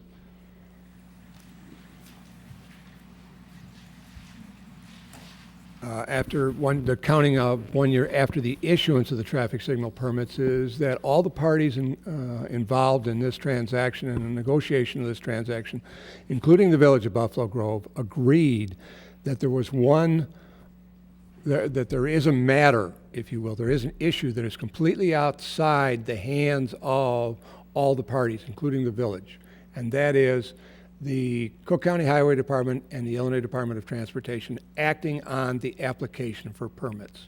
And that's why we keyed it into the issuance, the 1 year from the issuance of the permits. I understand that. Village President, I understand that where you're coming from, that, well, what happens if the permits are never applied for? Or if they're not completed because of some action by the developer or Chase or somebody else. That doesn't mean that we can't take control of that escrow and continue the process, the permit process. It just gives us an opportunity, an option to move forward so we can finally get that light. I understand your rationale. I don't know what the rest of the board feels. Mr. Bragg first. If I may, Mr. President, I think the issue, and Mr. Lowe may be able to shed a little more light on this than I can, but the $292,000 is placed in escrow for the balance of the traffic signal improvement is predicated on Chase actually closing on the deal. So if Chase doesn't, correct me if I'm wrong, if Chase doesn't close the deal, then there isn't a $292,000 to put in the escrow. Am I mistaken in that? That is correct. I mean, today there is monies in the existing escrow from the agreement 10 years ago. Those will be utilized towards the improvements, but then the balance would not be available if the rest of the development doesn't go forward. That is correct. Right. So I think that's kind of the chicken and egg issue we have right now with tightening that up, is that but for Chase's closing the deal, there probably isn't the extra $292,000 there to fund the escrow without their project. Any comments from the board? Trustee Berman. I guess I'll ask a direct question to the representative from Chase. You folks have been here. You've been veritably chomping at the bit to get in there. Is there any reason why this deal isn't going to close, or the bank wouldn't proceed with the project? No, I don't believe so. But we do need to move forward, and it was our contribution and good faith effort to step in when someone else didn't, in order to prove our commitment to the community. And that's why we're here, and we have been here. Cheryl, could you just state your name for the record? Oh, Cheryl Levin, Vice President of Real Estate for J.P. Morgan Chase. Anything else further? Any other? Trustee Trilling. Thank you. Maybe our village attorney could clarify two items. One is 16 relative to term. Reads as follows. This assignment shall terminate 2 years after the effective date of this assignment if the obligations of the owner assumed herein have not been satisfied. Is there a reason why we want to have a term? Is there any reason why we could see it lasting longer than 2 years, in which case we don't want this to terminate? I'm the one who put in the 2 years, as opposed to, remember, the existing agreement ceases in April, if I remember correctly, April of this year. Originally, and one of the first drafts, Trustee Trilling, I put in an extension of 10 years into this agreement, and I thought that was way too long. I wanted to cut it down. I'm the one who picked the 2 years, and also then it was added, but the 2 years is extended if the agreement is not complied with. And so that's why Sorry, could you say that again, the very ending? If the agreement is not? If the agreement is not complied with, the 2 years, the last phraseology in that term, if the obligations the owner assumed herein have not been satisfied, then, let me see.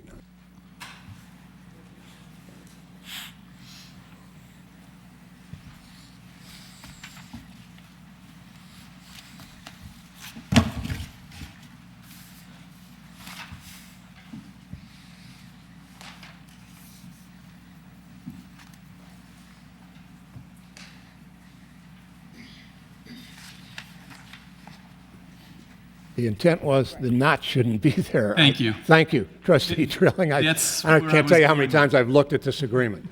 The not should not be there. What I was going to say was that we have the right to extend. Yeah. Okay. Thank you very much. You're welcome. And then the second question I have is related to, let's see. Excuse me. A motion to amend request to amend the motion to comply with the council statements? Possibly, but let's finish with the next one, and then we'll decide how many. Okay. The next thing is, let's see, paragraph 7, traffic signal escrow, subparagraph B. I'm sorry, was it B as in boy? B as in boy. We talk about and I realize this is just technicalities, but we talk about basically the payment ultimately to the contractors, because that's where the money's going. We're asking for a sworn statement, and I assume it says the owner shall submit to the village sworn statements. I assume that we're going to get one sworn statement from the owner in which then he identifies the general contractor, the design firm, whatever the miscellaneous subcontractors that the owner has. And then I would presume that we would get waivers from each one of those either design professionals or contractors. And then it talks about us paying the owner. It says the village shall pay to the owner from the traffic signal escrow. Should we not, for the purposes of, not that we don't trust the developer or the owner, but should we not be paying directly to, that's what a sworn statement is for. When you go to a title company, they pay the individual people that the owner has listed on the sworn statement, and those are the people that we typically so-called pay off. Does that make sense, or do you feel there's some other? As a village attorney for the Village of Buffalo Grove for a number of years, I have reviewed numerous requests for payments, and you're absolutely correct as far as the paperwork that's involved. You as a contractor are aware that first submitted is the owner's contractor sworn statement, affidavit is also what it's called. Then you get the GCs or general contractors listing of all the subs and the sub-subs and the materialmen. The Village of Buffalo Grove in the past has operated, and I have gone forward in two separate ways. One, once I have those partial waivers of lien, if they are partials, not finals, contractor sworn affidavit, in my hand, I will make the payments to the developer. The Village of Buffalo Grove will make the payment. We appreciate your generosity. I will say that the payments are satisfactory to be made, is what I meant to say.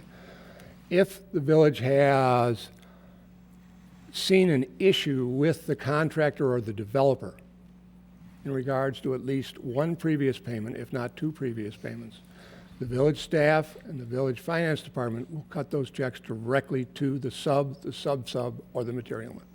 So I've used both paths, Trustee Trilling, to go forward. And I want to keep those both paths open. If I receive no evidence that there's been fraud or a misstatement in a general contractor's affidavit, I'll pay the general. I'll pay the owner who pays the GC. Because remember, the Village of Buffalo Grove has a partial waiver of lien in their hands. In regards to the last payment, as you well know, that last payment on the final completion date will not be made until there's a final waiver of lien from all subs, sub-subs, the GCs, and all materialmen in our hand. That way I can assure that the payments are correctly made. Right. If, for the sake of argument, the first payment is made, first pay is made pursuant to the first pay request. On the second pay request, I don't have a partial waiver of lien from a sub. Saying he got paid on the first one. And the rules change. Okay. Now this is a little bit different in that typically, and again, here we're acting a little bit like a title company, okay? We're not acting as an owner. Typically when the Village of Buffalo Grove contracts for work, this is a great path to follow because it's property that the village owns typically that we're contracting for that work. In this case, we have a separate ownership that owns that property. So really it's in his best interest to make sure that everything gets paid, because if it doesn't get paid, I would presume that it's his property that because the improvements are going to the right-of-way. Right. The improvements are on the right-of-way. So is that considered village-owned property, though? No, it isn't. I believe it's county. It's Buffalo Grove Road is Cook County, so it would be Cook County Highway Department. Okay. And is there any reason that we would want Cook County's input, or you don't see any? Is there any reason why we want Cook County's input, or you don't feel that's necessary? The construction engineer who is going to be on the job, Gewald Hamilton, has been employed to make certain that when a pay request is received, along with that pay request is a letter from Gewald Hamilton saying that they agree that X% of the job has been done, or job part 1, 2, and 3 of the job has been done. Mm-hmm. That's standard procedure for the Village of Buffalo Grove. No payout will occur until that letter is received from the construction engineer. Okay, thank you. Now, I will make... First, before we do that, since it looks like I'm not going to be voting on this matter, it doesn't look like there's going to be a tie, so my suggestion about tightening up that provision, does anybody else on the board have any interest in doing so? Okay. Go ahead, Trustee Trilling. I would like to make the amendment where we remove the word, I believe, not, paragraph 16. Okay. I agree with that for the second. Trustee Trilling? Yes. It could also be subject to the village attorney's final review of the document. And subject to Mr. Race's final review and approval of the document. It being accepted by a second. Any questions, comments regarding the motion as it stands? There being none, please call the roll. Berman. Aye. Trilling. Aye. Sussman. Aye. Turson. Aye. Stein. Aye. Ottenheimer. Aye. Motion carried. Thank you. Before we get to the Turnberry again, the next matter is actually has to do with the same issue, so we'll deal with that. It should take a very short period of time. Item B, under ordinance and resolutions, ordinance number 2012-12, Plaza Buffalo Grove Amendment of the PUD and approval of a special use for a bank drive-through facility in the B3 district. Trustee Sussman. For the purpose of discussion, I make a motion to approve ordinance number 2012-12, Plaza at Buffalo Grove, amendment of planned unit development and approval of a special use for a bank drive-through facility in the B3 district. Second. There being a motion and a second, are there any discussion, any questions? Would staff like to comment? Yes, please. Staff is recommending approval of this amendment to the original PUD ordinance. In accordance with this request, the petitioner has requested a variation from the zoning ordinance to reduce the required stacking spaces in drive-through lanes from 6 vehicles to 5 vehicles, and also to reduce the required parking spaces on the site from a total of 605 to a new total of 560. The Plan Commission has reviewed this amendment and requested variances and voted unanimously to recommend its approval at their November 30th, 2011 meeting. Staff can answer any questions you may have. Are there any such questions? Anything from the public? Seeing none, please call the roll. Aye. Trilling. Aye. Sussman. Aye. Turson. Aye. Stein. Aye. Ottenheimer. Aye. Motion carried. Thank you. Welcome to Buffalo Grove, and we hope that within that year period of time or so that we'll have the light as well. So thank you very much. We look forward to it. Thank you. Okay, we will skip the unfinished business and go to the pre-application conference, Turnberry Development, 105 Buffalo Grove Road. Is the developer present? If you could stand and make a short presentation. And for the public, this is a pre-application conference. It's a matter with, the developer can make a comment to us about what he proposes at the site, and he'll get some feedback possibly from the board, and then he can move on either to make a formal petition and presentation before the board for a referral to the Plan Commission, or he can walk away from the project. Sir, if you could please introduce yourself. Sure. First of all, I'd like to apologize for not being present when it's quite all right. called. We took you out of turn, so it's... I followed the excitement. It's like a car wreck. I was just... You have no idea. Out there. There is no way I can be as interesting. I apologize for that ahead of time. My name is Thomas Brantley. I am here as a principal and co-developer with G&A Construction and Development and Carlson Construction.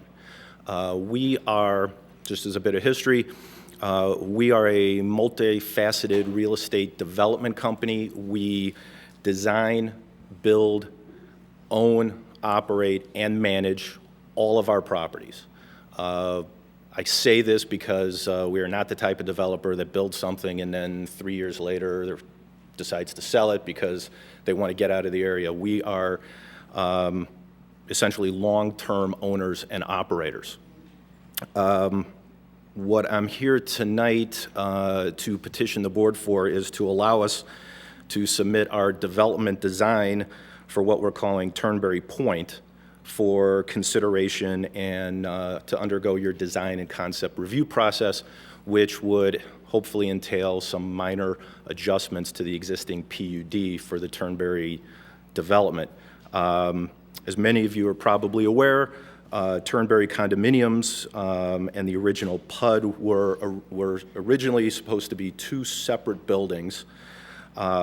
but only one was built, at which point the floor promptly dropped out of the for-sale housing market, and the other site or pad for the second building essentially exchanged hands several times from one developer to another, each one having less and less success in getting a project funded.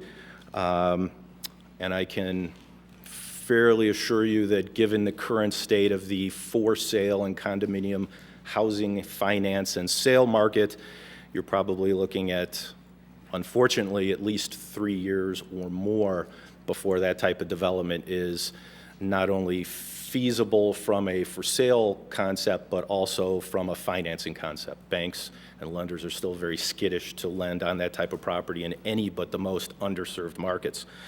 That could get potentially worse if Fannie Mae and Freddie Mac are restructured. I'm not going to go into that. What then is available to, as a means to accomplish new residential development is a fairly newly implemented program, which is a two-stage funding program that allows a developer to access financing from various state and government agencies, normally reserved for rental housing, but to build rental housing with a 15-year ownership conversion. So it's called simply a lease-to-own program. It allows renters and first-time home buyers the ability to have their rent payments essentially escrowed to go towards a down payment plan, which is implemented in year 15 of the project.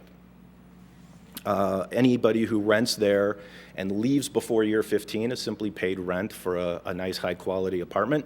But as year 15 approaches, the residents are going to be eligible to have a significant portion of their previously paid rent applied towards down payment. So the rent is not, quote, wasted. It actually builds value. It builds equity for them to eventually purchase their property in year 15. There's many advantages to this, not the least of which it's an incentive on the part of the resident to stay in their apartment long-term, create long-term ties to the community, to not destroy their apartment, act irresponsibly, or in any other way devalue the place that they're living, because most of them will see this as the eventual place that they're renting will be eventually their home. Second of all, as time goes on, what you end up with is actually a substantial increase in property value, because residents are going to start becoming homeowners. At that point, the entire building undergoes a conversion to for sale. Everybody's apartment in year 15 becomes potentially a condominium for them to purchase. At that time, we will come in and do a building-wide and unit-wide modernization and upgrade program, because naturally we want to maximize the value for which we can eventually sell these homes in year 15. For the community, what you end up with is 20 years from now, you don't have a 20-year-old apartment complex. You have essentially a 5-year-old condominium. You have 5-year-old homeowners who are now established in the community, and they're like anybody else as responsible owners. As far as the design of this building, the Turnberry Point project, or Turnberry 2 as it was called, which was going to be 48 units, we are essentially utilizing the exact same drawings. The ones that had previously been approved by the board had undergone the review process and were essentially ready for permits, but for the turn down in the market. With some very minor adjustments, we're not going to build the sub-level parking basement, because quite frankly, that's an extremely high cost to go below grade. So what we had proposed doing was slightly altering the south side of the site, and that would allow us to build additional surface parking to replace the parking that would be lost by taking away the sub-basement. We would lose no parking spaces. We would simply shift 20 of them from below-ground basement parking to above-ground assigned parking. Other than that, Exterior-wise, the building is going to be identical to what many of you had seen and approved several years ago as Turnberry Point 2.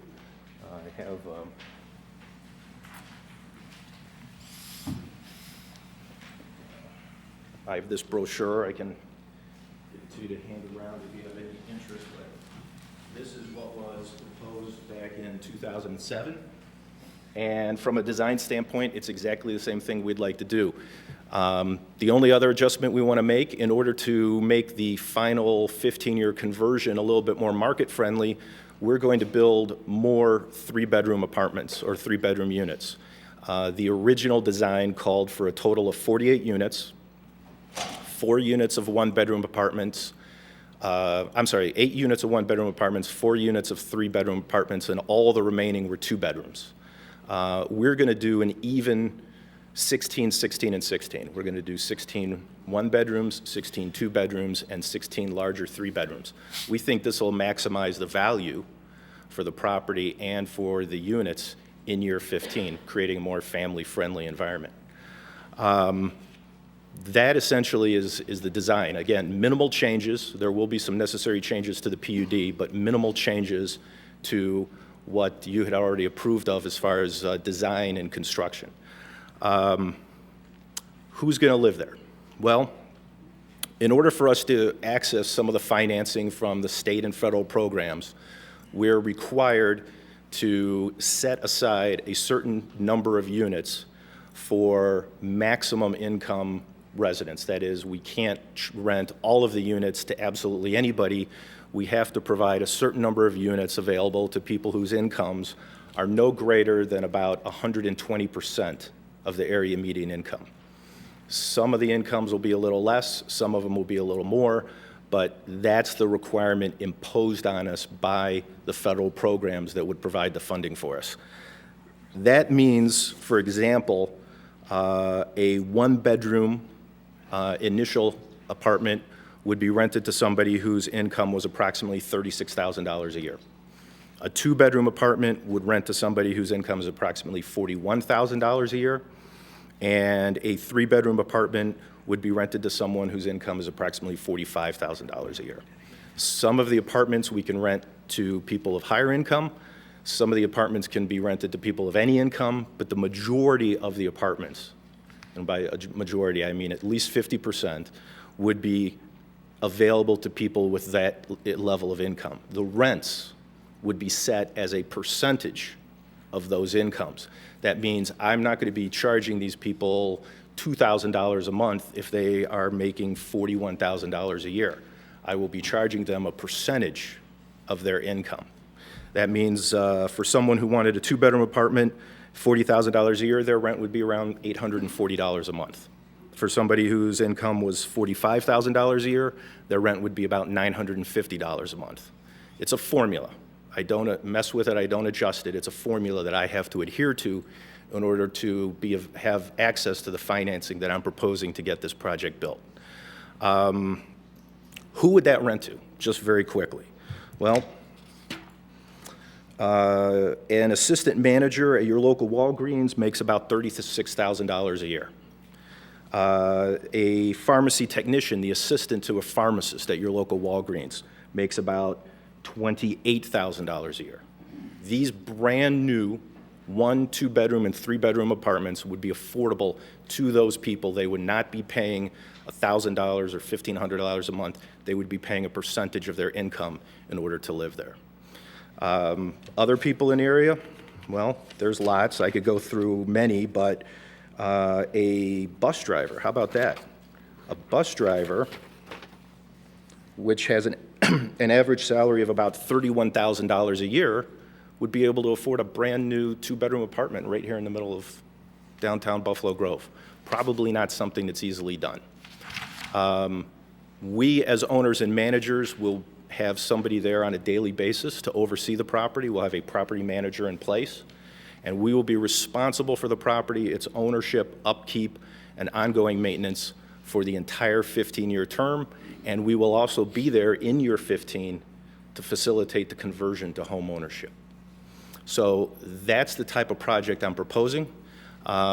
and I'm open to questions. Thank you. Trustee Berman? Excuse me, Mr. President. I'm sorry, Yeah, Trustee thank you. Oppenheimer, And village attorney, members of the board, due to a conflict of interest, I'm going to have to recuse myself from any discussion going forward. So I will recuse myself from the room and will re-enter when we're on the next agenda We item. may tell you when we're done. We may not. Well, I can hear. Okay. Thank you. Thank you. Trustee Berman? Thank you. I have a couple of quick questions. I'll reserve comments for later.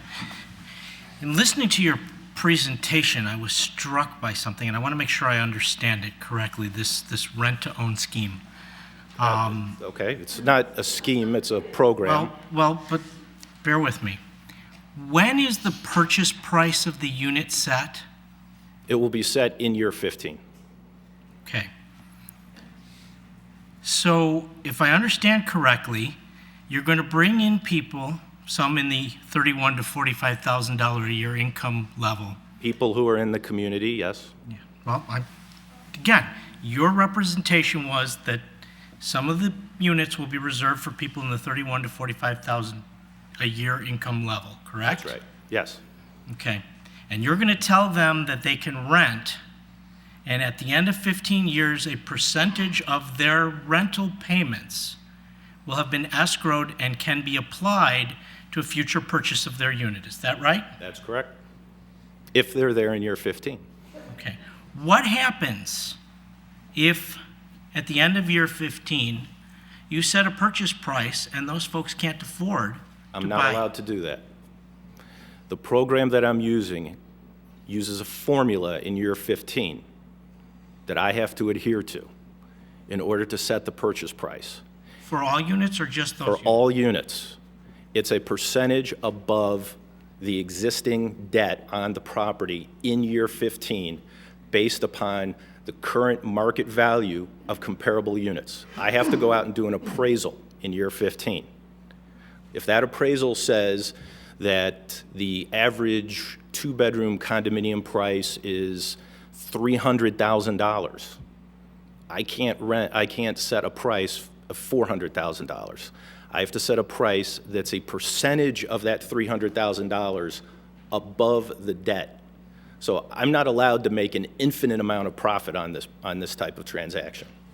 Well, but earlier you said you'd come in year 15 and you'd make substantial improvements to the property. Absolutely. So that you could maximize your return on the sales. I can maximize my return up to the maximum limit I'm allowed to. Okay. So how many people at $31,000 a year income do you know that could purchase a $300,000 condominium?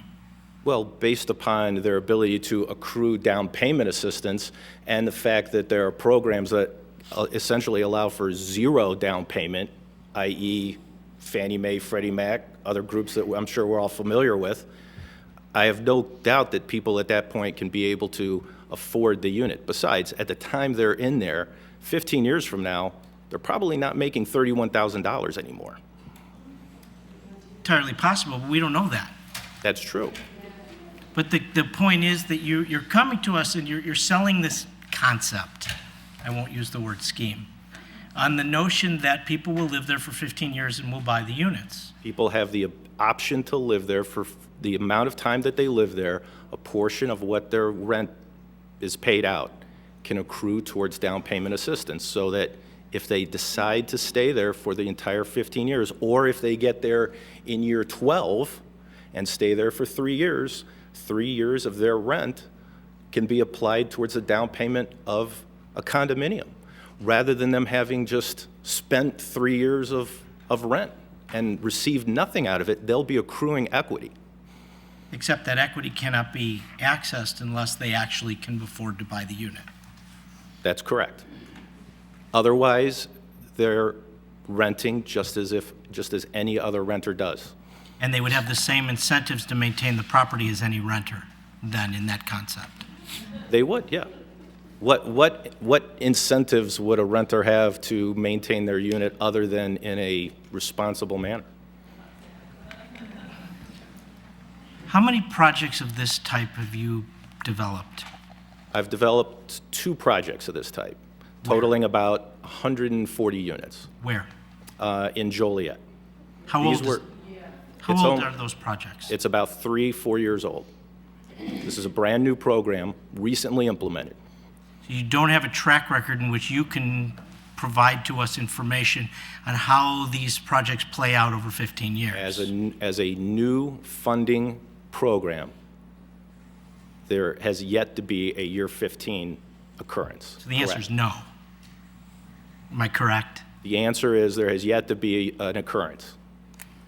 The answer is no. You can't give us any data on how this plays out over 15 The years. program itself is only 5 years old, sir. We'll take that as a no. It's a really easy question. It's not that complicated. And I gave you a simple answer. No, you actually didn't. You equivocated. We'll leave that open for Well, I'll take that as a no. The most significant impact is clearly to the building adjacent to the parcel in which you propose to build this. And I know you've talked about minimizing the extent to which the exterior facade is different from that which was approved. But really, we're making a significant change both in the mix of the product, in other words, the mix of units contained within the building, as well as the concept of the unit, as you put it, the rent-to-own concept. The question is whether it's reality, whether it's factual, whether it's perception. The neighbors have a real significant interest in this project, both in terms of how it impacts them when it's being constructed and over the longer haul. Have you reached out to the residents and owners in the neighboring building to either liaison with them, I have. provide them with information, and gauge their reaction? Yes, I have. In what ways? I had a meeting with the president of the Condominium Owners Association, the property manager, and a representative of the condominium owners. When did We that spoke for over an hour about this, and at that time, I told them I was more than happy to sit down with any of their residents at a future date and explain this concept in detail. When did that take place? That took place last week.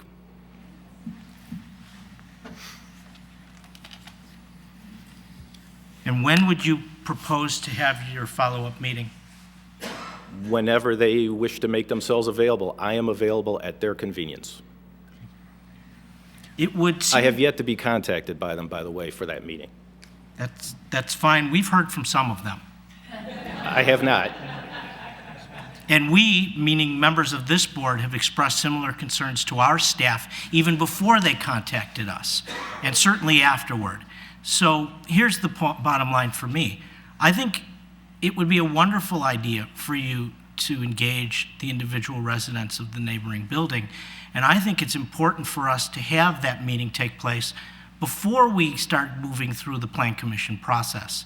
I'd like to see you expedite that meeting. If the neighboring residents can be addressed in a meaningful manner with their concerns with the project, I think it would give some additional comfort to the members of this board in proceeding with the project. Right now, I'm not particularly excited by the answers you just gave me to the questions I asked. And you know, you perceived that and you came snapping right back at me, and that's fine. But I have to decide whether to refer this tonight. And based on what I've heard so far, I'm not inclined to do so. Well, remember, Trustee Burma, it's not a referral, it's a pre-application comment. Well, I understand that, but he's going to ask us to refer it. And I certainly wouldn't be prepared to do so tonight. I think that there are significant issues that need to be addressed regarding how this project would operate and impact the immediate vicinity as well as the community as a whole. And I'd like to see them addressed. And perhaps you can. I'm not telling you you can't do that. But I don't want to engage the Plan Commission in a process that's ultimately futile. And I certainly am not inclined to do that. My suggestion would be to hold that informational meeting in a different context where it's not so formal and not perceived as adversarial, but where you can provide the information that's necessary to give them the comfort and the knowledge that they would need to make a rational assessment of what you want to do on this parcel. And with that, I will turn it over to others. Thank you. Trustee Turson? Thank you. I read over this a couple times, Mr. Brantley, and I got to tell you, scheme seems like a good word to me because there was a lot of things here that I thought to myself, I've never heard of this before. Why isn't anyone else doing this? And I realize you're saying this is a new concept, But I'm very skeptical about this concept, and I want to ask you some questions so I can maybe get a better understanding of it. Sure. Now, based on your answers to Trustee Berman, I realized that I got the answer to one of my questions, which was, have you done this before, and when and where? Being that you've, correct me if I'm wrong, but you're 3 years into this with 2 other properties. That's correct.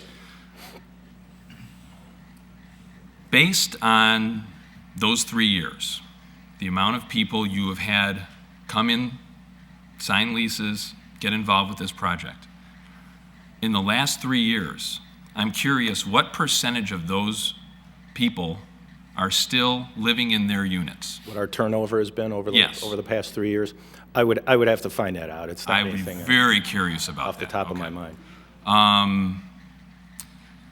My next question is, if someone makes it to the magical 15-year point to purchase their unit, what percentage of the rent they paid over those 15 years goes towards that down payment? Yeah, it would be approximately 25%.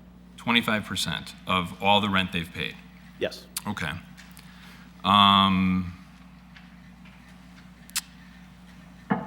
Now, let's say 20 years into this, you're going to have some people who hit the 15-year mark and they're going to purchase their units in theory. And also at the 20-year mark, you're going to have some units that where people left. There was some turnover, as you put it. So you're not going to have an entire building of owners. You're going to have a building of some owners and some renters. So I'm curious, building needs a new roof, water heater, all these things where people who own condos, they pay an association fee, and certain repairs to the property is a community expense. There might be a special assessment. When you're at year 20 and you don't have a building full of owners, who's responsible for a new roof if it needed it, or a new water heater? Yeah. Well, at year 20, we would hope we'd have a building full of owners. The conversion takes place in year, just to be clear, the conversion takes place in year 15. In year 15, everything, the project becomes available for sale. But what happens if someone lives there 5 years and leaves? Now, someone rents that apartment. It's no different than if someone rents an apartment for 5 years and leaves. Right, but I'm saying in year 15, if you had people leave their unit and then someone started over from scratch, they're not at 15 years. Well, no. I'm sorry, to be clear. It doesn't have to do with the renter and when they rent. It's when the property is built. Okay. Year 1 is when the property is built. Year 15 is the 15th year from the date the property was built. Right. It's not the 15th year from whatever time a resident moves in. Okay, so I can move in 10 years from now, I can rent an apartment, and in 5 years from them, I can buy my unit. Correct. The problem is I've only put a small amount down onto towards my down payment. Yeah, your down payment accrual will be commensurate with the amount of years that you've lived there up to year 15. I got to tell you though, I am skeptical that, my concern is this, that over the course of time, people are going to rent apartments. And they might have the intention of staying there 15 years, but life happens, and they get a job in Tulsa, or they have a sick relative that they have to go take care of, or just things happen. I rented many apartments in my 20s, and every time I rented an apartment, I thought to myself, I'm staying here forever. I love this place, and then something happened, and for whatever reason. So my concern is that people are going to rent these apartments with the intention of your plan, but then they're going to move out, and you're going to have and that's why my first question is it's very important to me, because I'm very curious what your turnover is in those first 3 years, because I think that is indicative of what your turnover is going to be over the next 12 years. The way to look at this is for 15 years, it's an apartment building. Mm-hmm. That's the way to look at it. For 15 years, it's an apartment building. Like any other apartment building I understand what you're saying. that's here. With the option of a person's rent going towards a down payment program in year 15, if they're there in year 15, or whomever is there in year 15 has the option to purchase it. Until then, they have the same advantages or disadvantages as any other renter. Their rent goes towards their residence. So what happens in 15 years when all those units aren't sold? Right. In year 15, nobody gets kicked out. The option becomes available for them to purchase. If they purchase the unit, they become a part of the condominium association. If they do not purchase, if they remain rental, then they're there until their lease expires, at which point they can choose to either move out or re-rent. The property would operate as a condominium association with a rental component, just like, by the way, the existing property that's there. There are renters in that building. But they rent from the owners of the unit. They rent from the owners of the unit. They don't rent from you. No, the developer becomes the owner of everything, selling some units and renting others. So we, as the developer... Would you then be responsible for the assessments for those unowned units? Yes, we would be responsible for the assessments. We would be responsible for capital improvements. Okay, would you be turning over the association to the board of managers of the owners, or would you retain ownership or control of the association? We would remain a part of the association, but we would create a condominium owners association, of which we would be part of. We would represent that cluster of apartments that were still operating as rental, while the condominium association would represent those owners. We would still be responsible for our portion, our pro rata portion of any repairs, maintenance, or other ongoing work like that. Owners would be assessed, just like a condominium owner would be assessed. Okay. I'm sorry, Trustee Thurston, go ahead. I'll leave you with this. I'm very skeptical.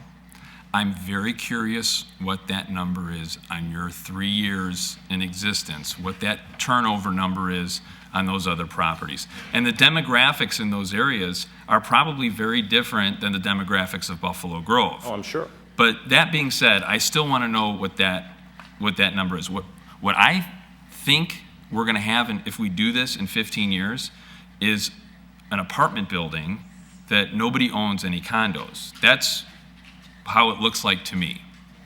We have to assume that almost. Thank you. Trustee Stein. Thank you. A lot of things about the issue concern me at this location. So the first question I've got, what percentage of those units are going to be subject to rental based on income? Be about 50%.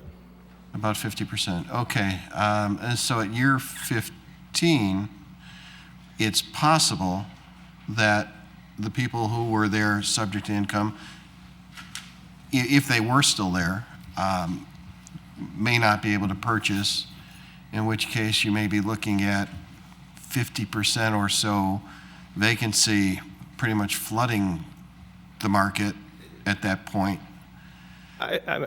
I'm sorry. I'm just, it concerns me about what we're looking at here.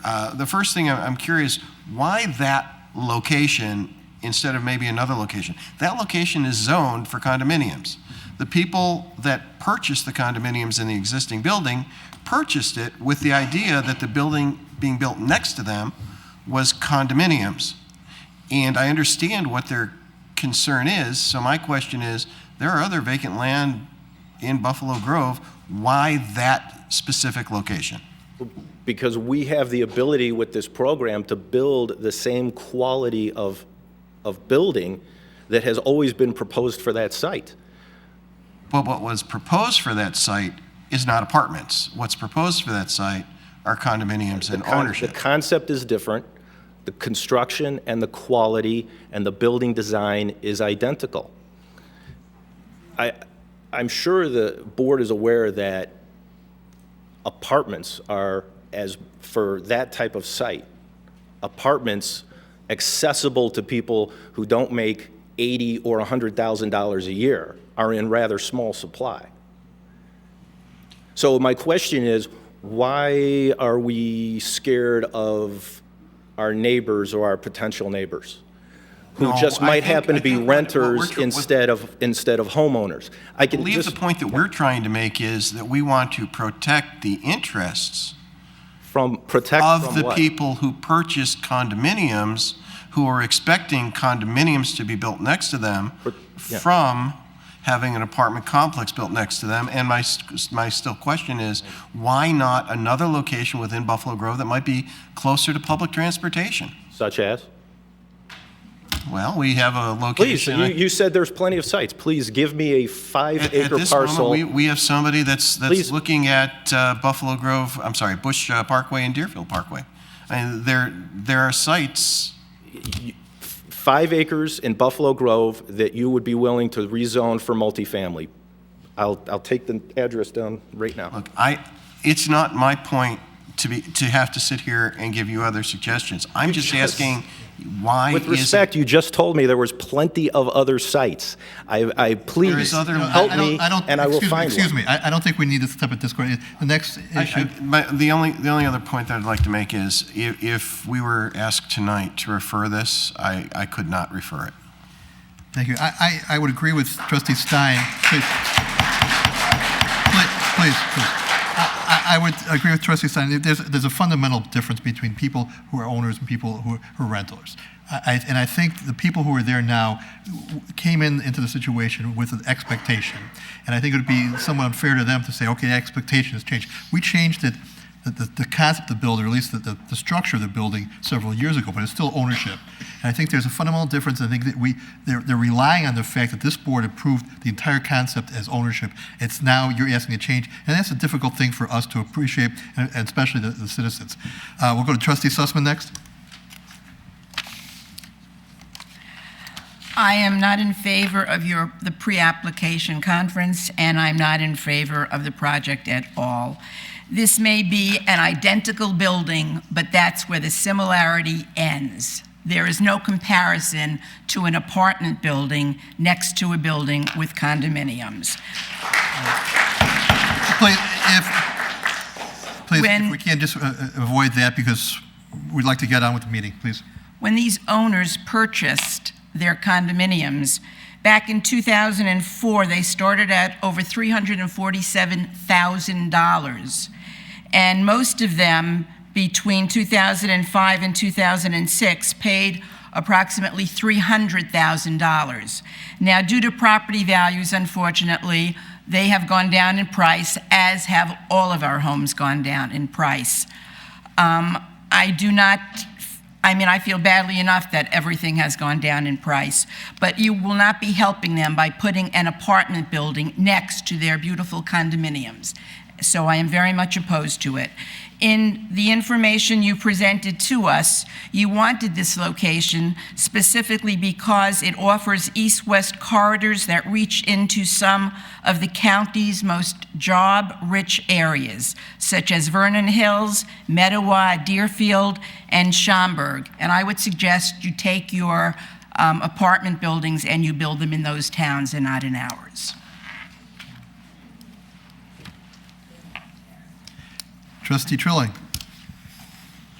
I don't know if I would be quite as strong as Trustee Sussman. I think that there's a need for this type of product. I think that there is a place for it, and I'm not quite sure that this is the right site for it, though.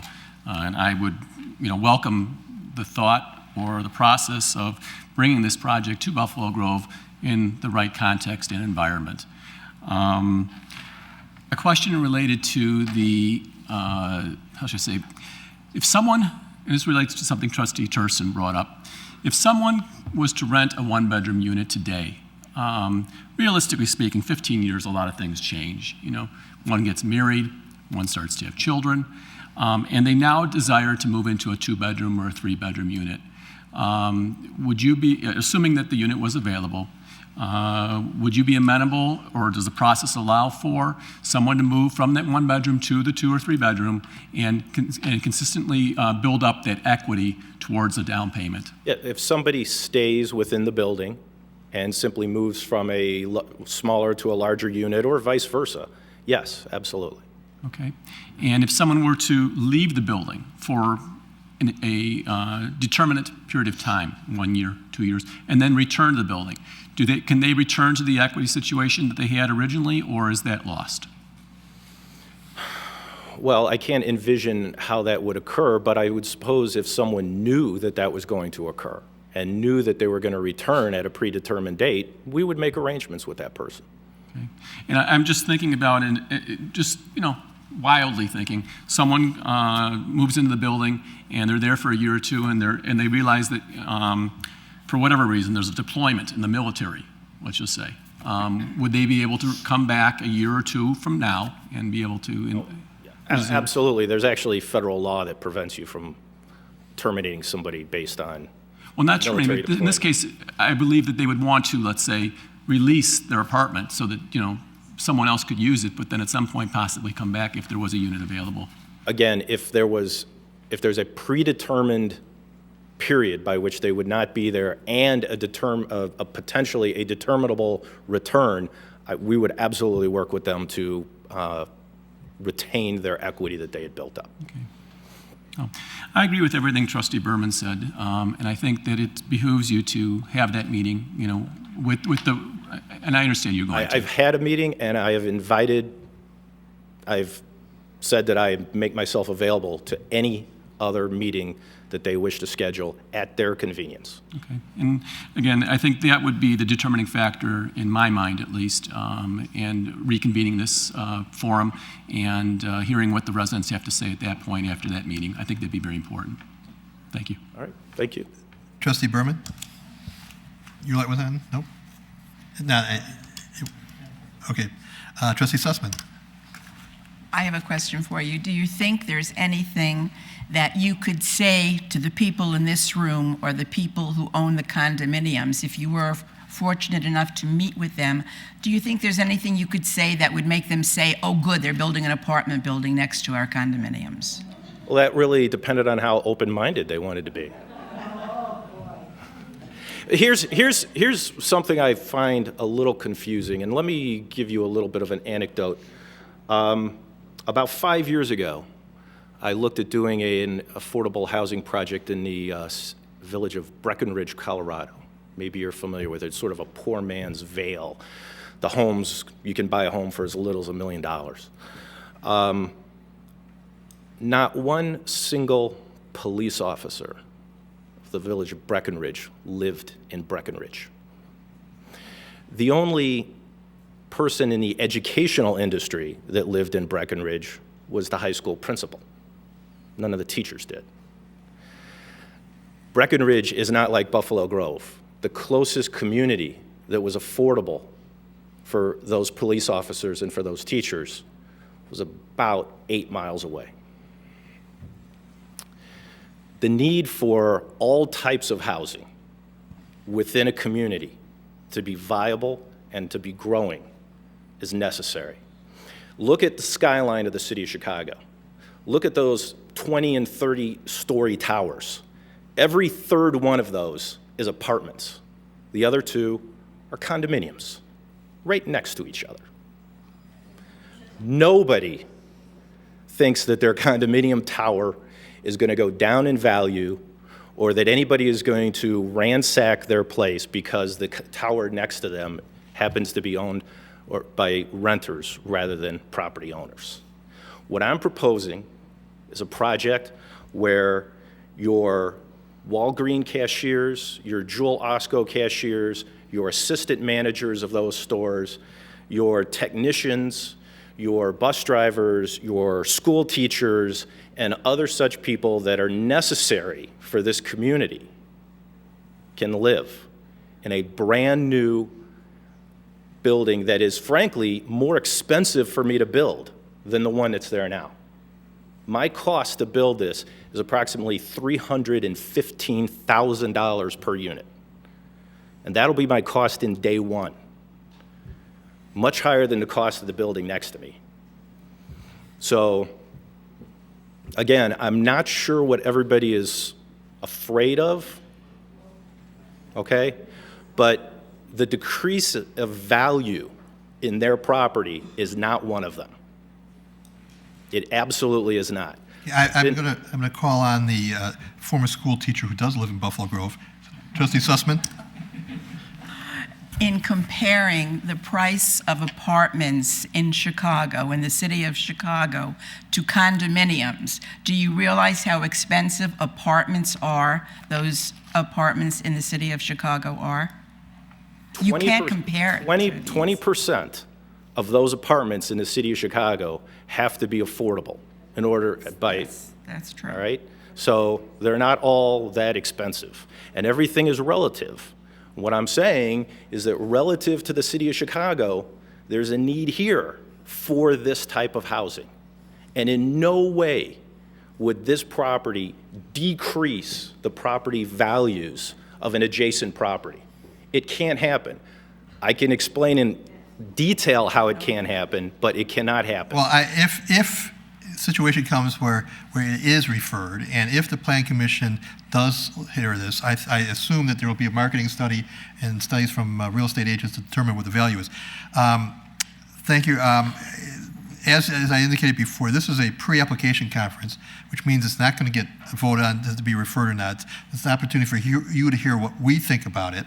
I think we've made it pretty clear on our position. One thing that we didn't talk about a little bit is parking. I know you said you did away with the parking underneath, which means you're putting it outside on the property. And looking at the sketches, the plans, I don't see how that's going to be accomplished. But that's something, if and when the Plan Commission gets to it, you can talk about that. But it's very concerning to me, and I'm sure to the neighbors who are going to all of a sudden have this sea of parking again. Normally, we would have offer anybody in the audience to comment. I think you've all heard our comments. I don't know. I know we've received several emails from the residents in the past several days, and I think you've heard our comments accordingly. If somebody has anything additional to add other than what you've heard, we welcome you to come forward. Otherwise, what I'm going to suggest, and either way, is that the Condominium Association meet with Mr. Brantley, and if he decides to move forward, there'll be another meeting to refer it, and you can speak again. Is there anybody, and if you'd like to come up to the podium, state your name, your address, and keep it as brief as possible. We still have a lot to go in the meeting.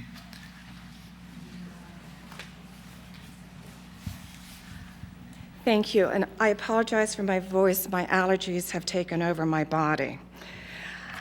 Good evening. My name is Linda Gannon.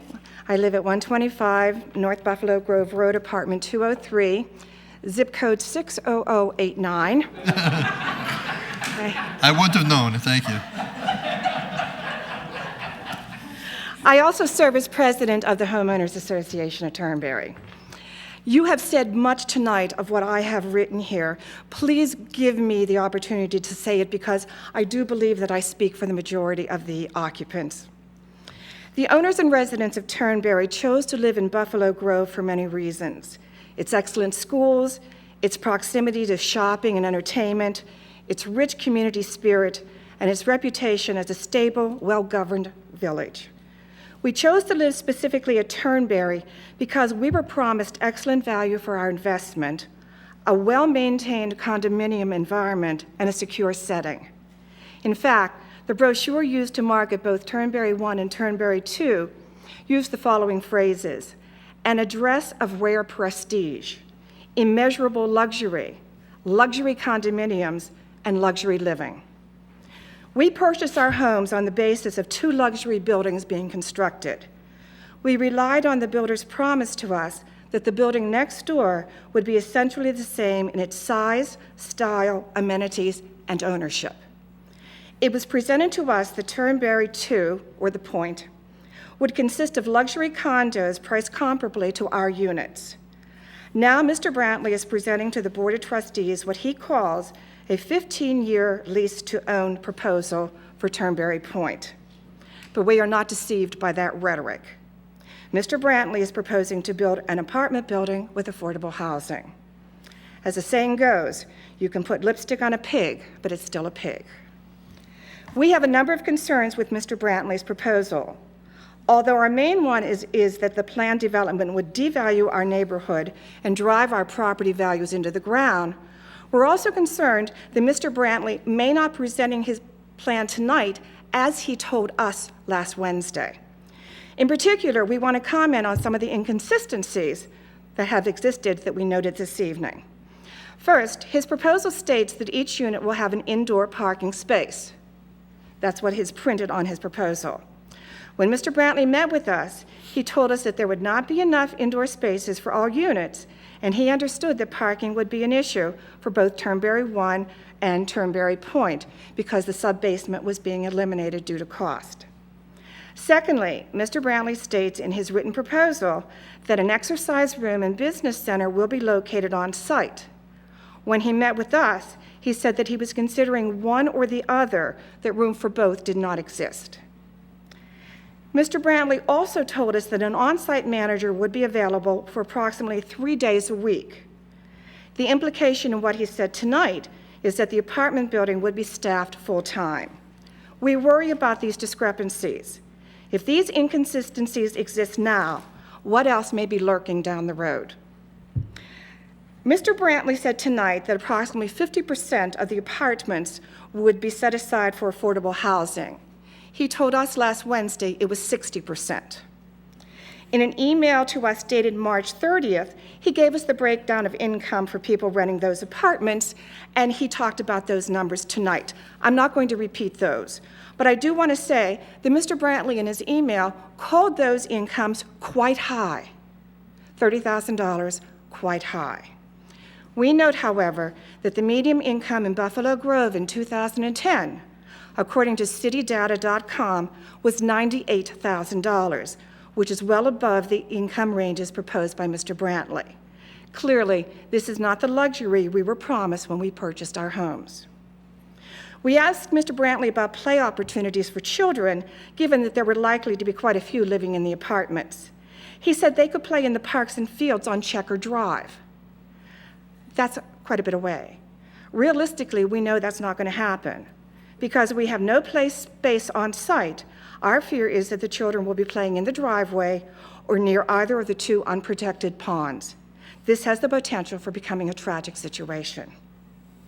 We also fear the instability that an apartment building will bring to our neighborhood. With tenants signing one-year leases, turnover could be quite high. Generally speaking, tenants do not develop the same sense of community or commitment to an area as homeowners do. And we are very much aware of the depreciation of the value of our condos if an apartment building is constructed. The value of our condos will plummet, even more so than they have already. Potential condo owners are going to be looking for the same characteristics we did. They're going to be looking for value, security, and peace of mind. If Mr. Brantley's proposal was approved, those qualities will not be found at Turnberry anymore. We know that the Board of Trustees once rejected a proposal to build townhouses at Turnberry because it differed so much from the original plan. An apartment building would be even further from the original intent. We've always been optimistic that another condo building will be erected on the vacant site, and we welcome that. We are simply asking for what we were promised when we bought our condos, and we hope that the Board of Trustees will not take that away from us. Thank you very much. Thank you. Anybody else who would like to speak? I just wrote up a really quick statement, and I also wanted to say, Mr. Brantley, you're very free to buy my unit for $315,000, as you said. In fact, you can buy all our units. There's 52 of them. My parents came to this country as immigrants, and out of everywhere in the United States, they chose Buffalo Grove. I was only 5 years old, but I knew that this would be my forever home. Growing up in BG, I got to experience Buffalo Grove Days as a child, the yearly art fair, walks to the BG movie theater with my friends, and I was fortunate enough to attend the best high school in the country, Stevenson. I even chose to commute to Lake Forest College so that I can continue living in BG. This is a vibrant community with good core values so that when I got married 2 years ago, I made the conscious decision to stay in the city, and we chose Turnberry as a place to build our future. It is our home. It is still our forever, a place where we want to one day raise our children. It is the community where we feel safe, a hidden gem, a city that values integrity, security, and happy neighbors. Please do not let this new proposal of Turnberry Point ruin the core values of our future, nor change the foundation of what BG stands for. Thank you. Thank you. Something real quick. Go ahead. Because I don't know how am I going to follow these two acts. I think they just said it all. But my name's Dolly Grzanovich, and I also live at Turnberry. And I just have one question. I feel the same way as Elena and Linda and everybody else in here, so they took my thunder. There is one question, though, I have for Mr. Brantley. Hi. You said to the village trustees a little bit ago that you were asked a question how you were going to set this purchase price. And you said you were going to set this purchase price at the end of the 15 years, correct? However, in your original proposal here to the board that's on the website, it's saying here that you were going to set an affordable purchase price that will be agreed upon upon move-in with new each resident.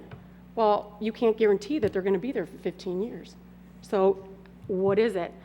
How can you guarantee that purchase price if they're going to move out in 2 years? Again, the purchase price is a formula based on the debt of the property and an appraisal that's done at the time.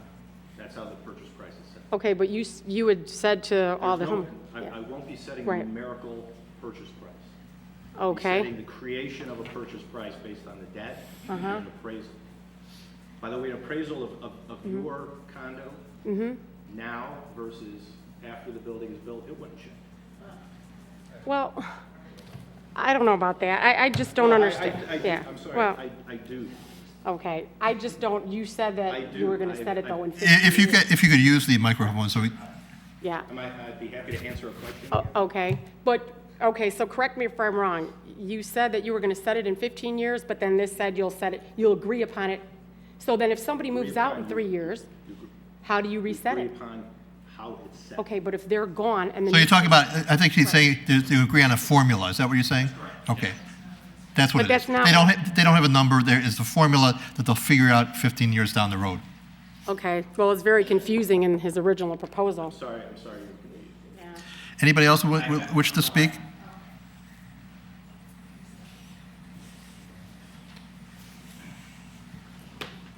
Hi, my name is Donald Guerin, and I'm a CPA, so I get hung up with numbers a little bit. Aren't you kind of busy this time of year? I had to give something up to be here. This was important enough for me. I imagine it is.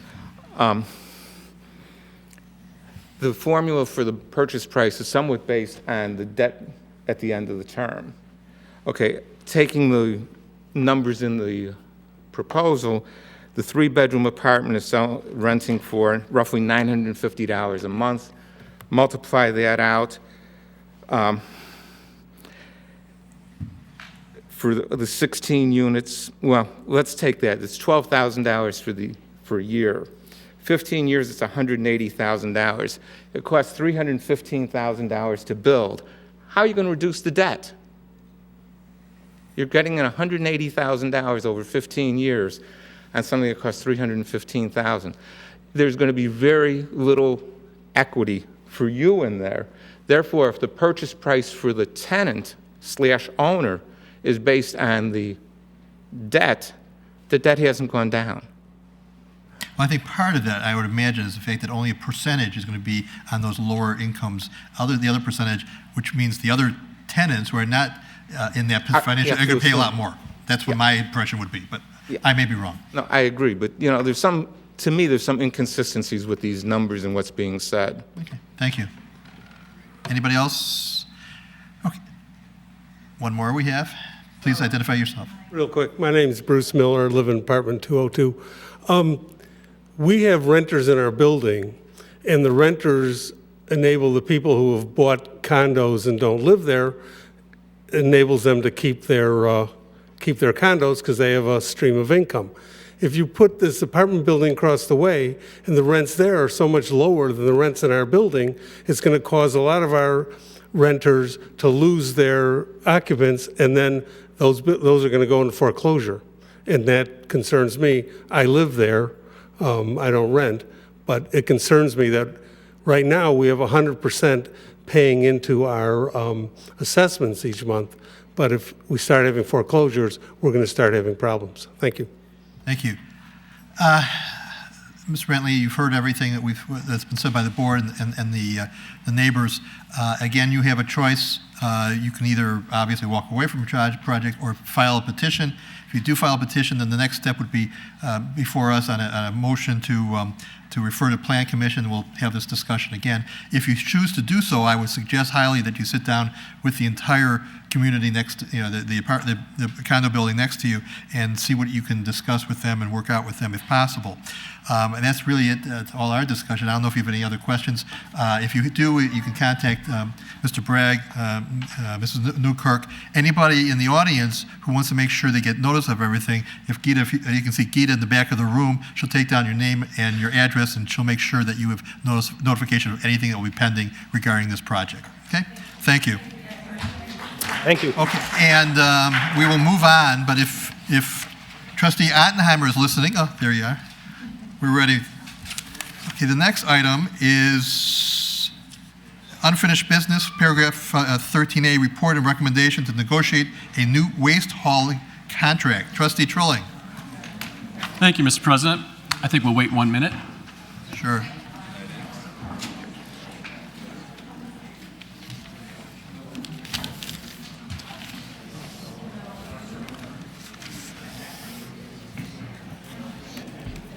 We need our waste haulers to haul all the waste.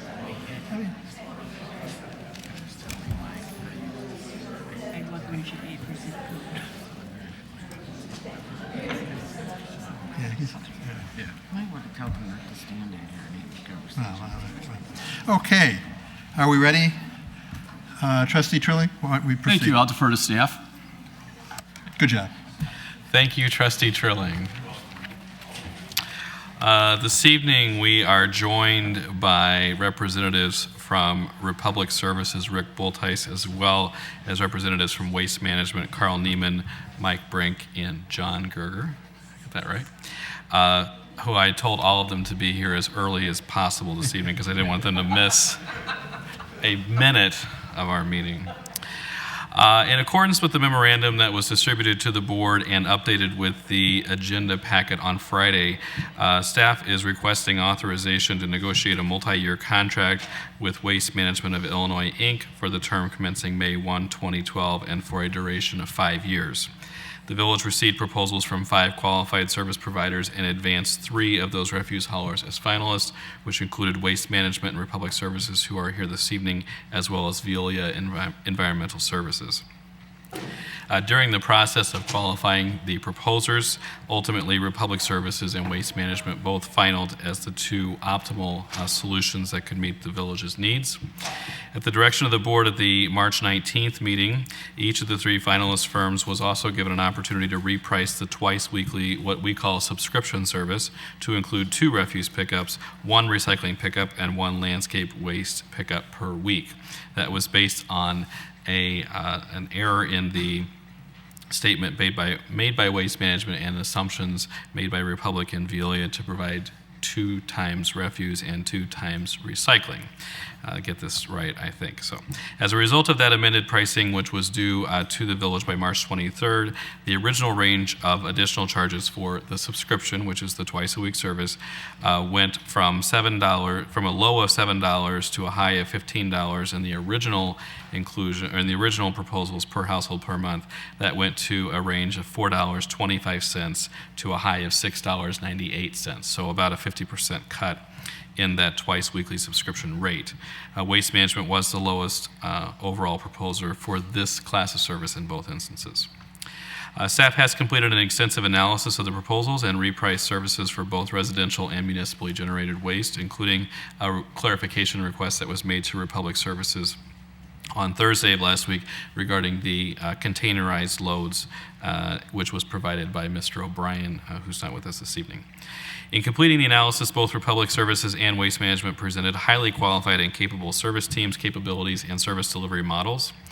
We were impressed with the level of response by both firms.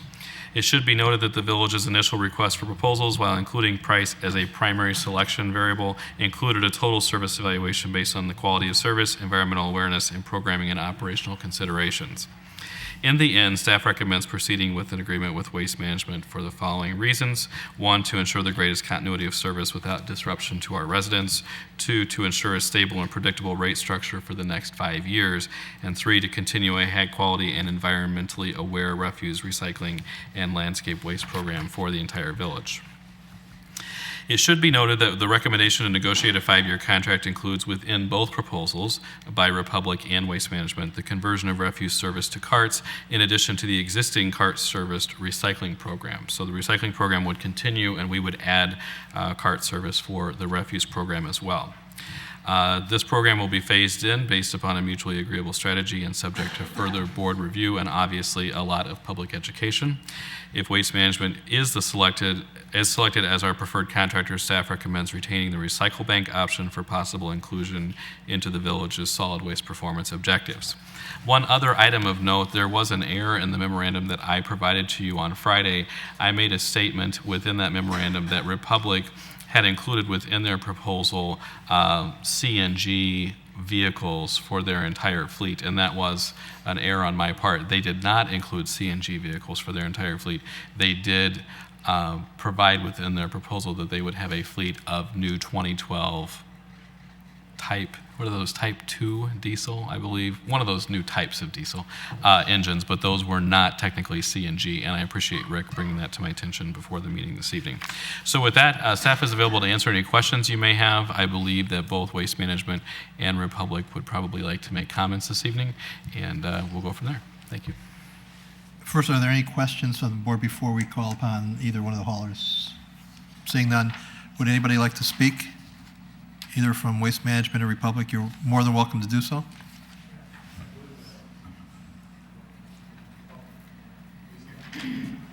Please, of course, identify yourself.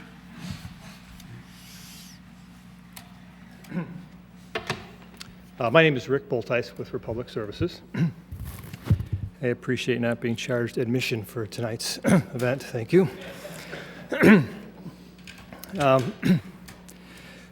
Good evening, Village President Brayman and Village Trustees. I know it has been 2 weeks since I last addressed you, and I'm sure you spent more time thinking about refuse and recycling services in preparation for these 2 meetings than you probably really care to, but you are in actually an enviable position tonight. You see, you have been provided with the opportunity of choosing between 2 very well qualified vendors. How do I know this? Well, I know and you know that your current vendor has provided you with quality service, because had they not, the over $500,000 difference in our costs between their proposal and ours, as outlined in Manager Bragg's report, would be all the information you and staff needed to make a recommendation. I know and you know that my company too is well qualified and well respected vendor. Your staff has received very positive reports from all of our references and has even visited our facility and vetted the high degree of service that comes from our customer service department. But as Manager Bragg has made clear to all the participants in this process, it is not exclusively about price. So if service delivery from both vendors is excellent, and a single vendor, Republic Services, has provided a proposal over $500,000 in cost savings, what remains, and it can only be the transition question. Transition essentially is change. It's a long word for change. For some, change is a scary word, but leaders know it is an inevitable part of guiding any organization or municipality and can be a positive thing if managed well. Transitioning a community from one vendor to another or from one program to another is not something new to us. In fact, it is something we have done numerous times and have done quite well, at times transitioning tens of thousands of homes in a single day. I would ask that you allow your community to benefit from the positive changes our proposal brings and to take the bold step that leaders are empowered to take. Thank you for the opportunity to address you tonight, and I want you to know that your staff has been extremely professional throughout this entire process and a joy to work with. I wish you well in your deliberations. Thank you. Thank you. And I should advise you that I've had numerous conversations with staff, especially Village Manager Bragg, and he has said nothing but great things about you and Republic. Very impressed by the entity itself and the service you provide. So I just want to convey that to you. Would Waste Management like to make any type of comment?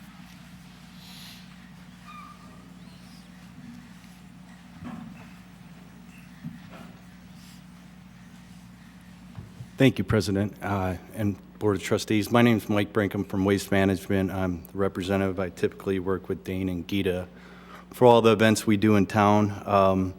It's kind of funny that we're sitting here tonight talking about the 40-year anniversary of the Buffalo Grove Chamber of Commerce, because we were recently awarded the 40-year member award. I think there was one other company that received that award along with us. So right there, that speaks to the long history and longevity that we've had with the community. You know, I've even asked John Gerger, who's been with our company for, you know, just quite a long time, how long we've been in town. And, you know, the answer we always get is it's as long as anybody can remember. So I think that's a pretty good thing that we have going forward.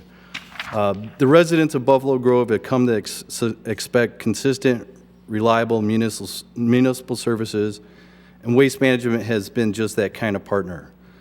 Residents have come to expect the quality and service that we provide on a daily basis. As staff has indicated in their recommendation to continue the relationship with Waste Management, we've been a true community partner, providing extra pickups, special events, and other special needs for the village at no charge, even when the contract didn't call for it. I think you made reference a little earlier to the power outages that we had last summer. And you know, we were there for the community. We're happy to provide some roll-off boxes so that residents could get rid of some of the food that had gone bad at that time. Destroy the evidence. Destroyed all the evidence. I hope we didn't ruin your case. What's the value of a progressive, innovative partner, and how has that helped the village meet its goals at staying on the cutting edge? Let's talk environmental leadership for one. Landfill diversion and increasing recycling. Waste Management piloted curbside recycling with Buffalo Grove. Buffalo Grove was actually our first community to have curbside recycling in the state of Illinois, and I think you were one of the first in the state in general to have that service. You may have noticed last year that Waste Management partnered with Buffalo Grove, the village, to provide recycling at Buffalo Grove Days. I think we had 50 recycling stands throughout the event to help promote recycling there. Think about the possibilities to further increase recycling and therefore significantly increase your recycling rebate and decrease your disposal costs with Waste Management's Recycle Bank program. Dane made a reference to that earlier. It's really a program by which residents are rewarded through recycling by creating points and receiving benefits through the local community. We also have CNG trucks. Right now we don't currently have anything running in town, but we do plan on starting running them this summer.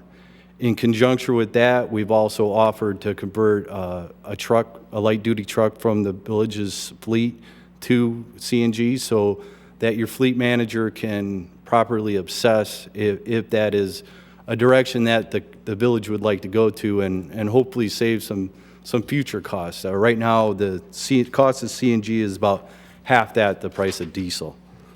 One other thing we've done is community safety. You may have received a letter at your home in conjunction with the police department. We tried to alert all the residents about the roost burglary problem in town. And then we tried to take this one step further and instituted our Waste Watch program. And what's that all about? That's where a member of the Buffalo Grove Police Department came out and in conjunction with our corporate safety trained our drivers as what to look for in town to help spot things like the roost burglary or if there's any sort of crime going on. In conclusion, I think staying with Waste Management is in the best interest of Buffalo Grove going forward. A low price is just that. I think Dane said the amount was 61 cents. I mean, it's really not even that low if you consider it. what would you change for 61 cents a month? I don't know. Would you change your cell phone service or your cable service? I don't think I certainly would, or any of my neighbors would. So in conclusion, the residents of Buffalo Grove demand a high-quality service with a competitive cost, and you currently have that with Waste Management. Thank you. Trustee Turson.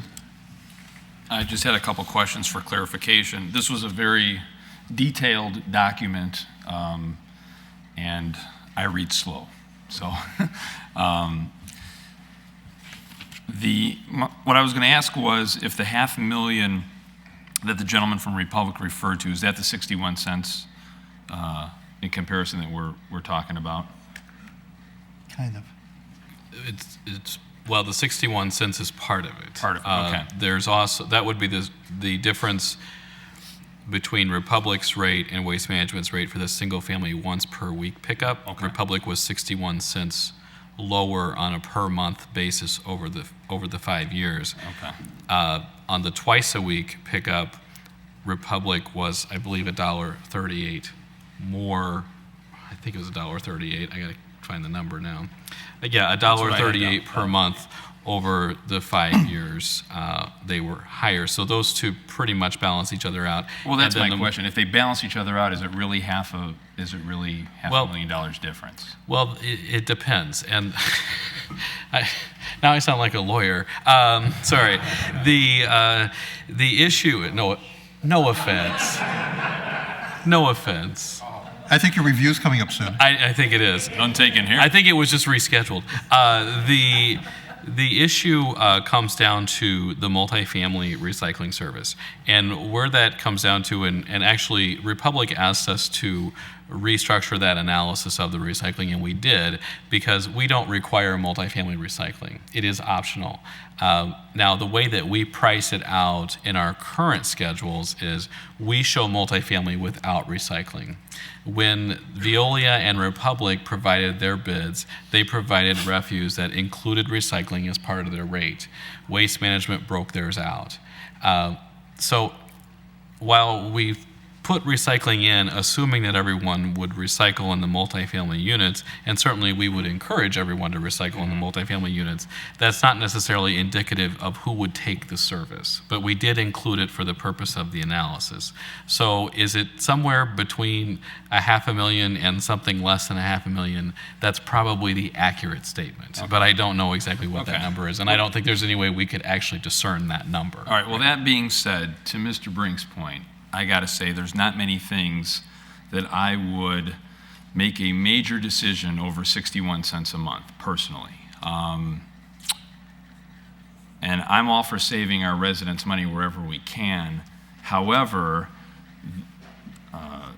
it's very possible that Waste Management has been partnered with the Village of Buffalo Grove longer than I've been alive, because no one can really come up with that date, but they celebrated their 40-year anniversary with the Chamber, and I'm going to be 42 in June, so it's pretty close.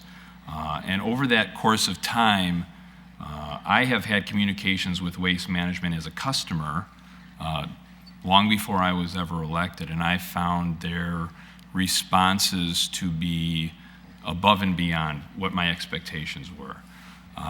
When you combine that with how they responded during our time of need in the power outage, with the Roos burglaries, their participation in our special events, and I mean this as no disrespect to Republic and the work that they did and what they came up with, but in my opinion, Waste Management has been a true partner to our community for a very long time, and they have provided us with excellent service, and I'm not even suggesting that service would go down with their competitor, but I'm not willing to risk what I know is excellent service that our community expects over 61 cents a month. That's just not a risk I'm willing to take. I would be in favor of staff's recommendation with Waste Management. Thank you, Trustee Turson. I agree with much of what you said. Obviously, we never have to. We can't always or discount the price factor. It's always important as a consideration, but it's only one consideration, one factor. And I agree with you as far as a number of things. One is, I think it's important the transition.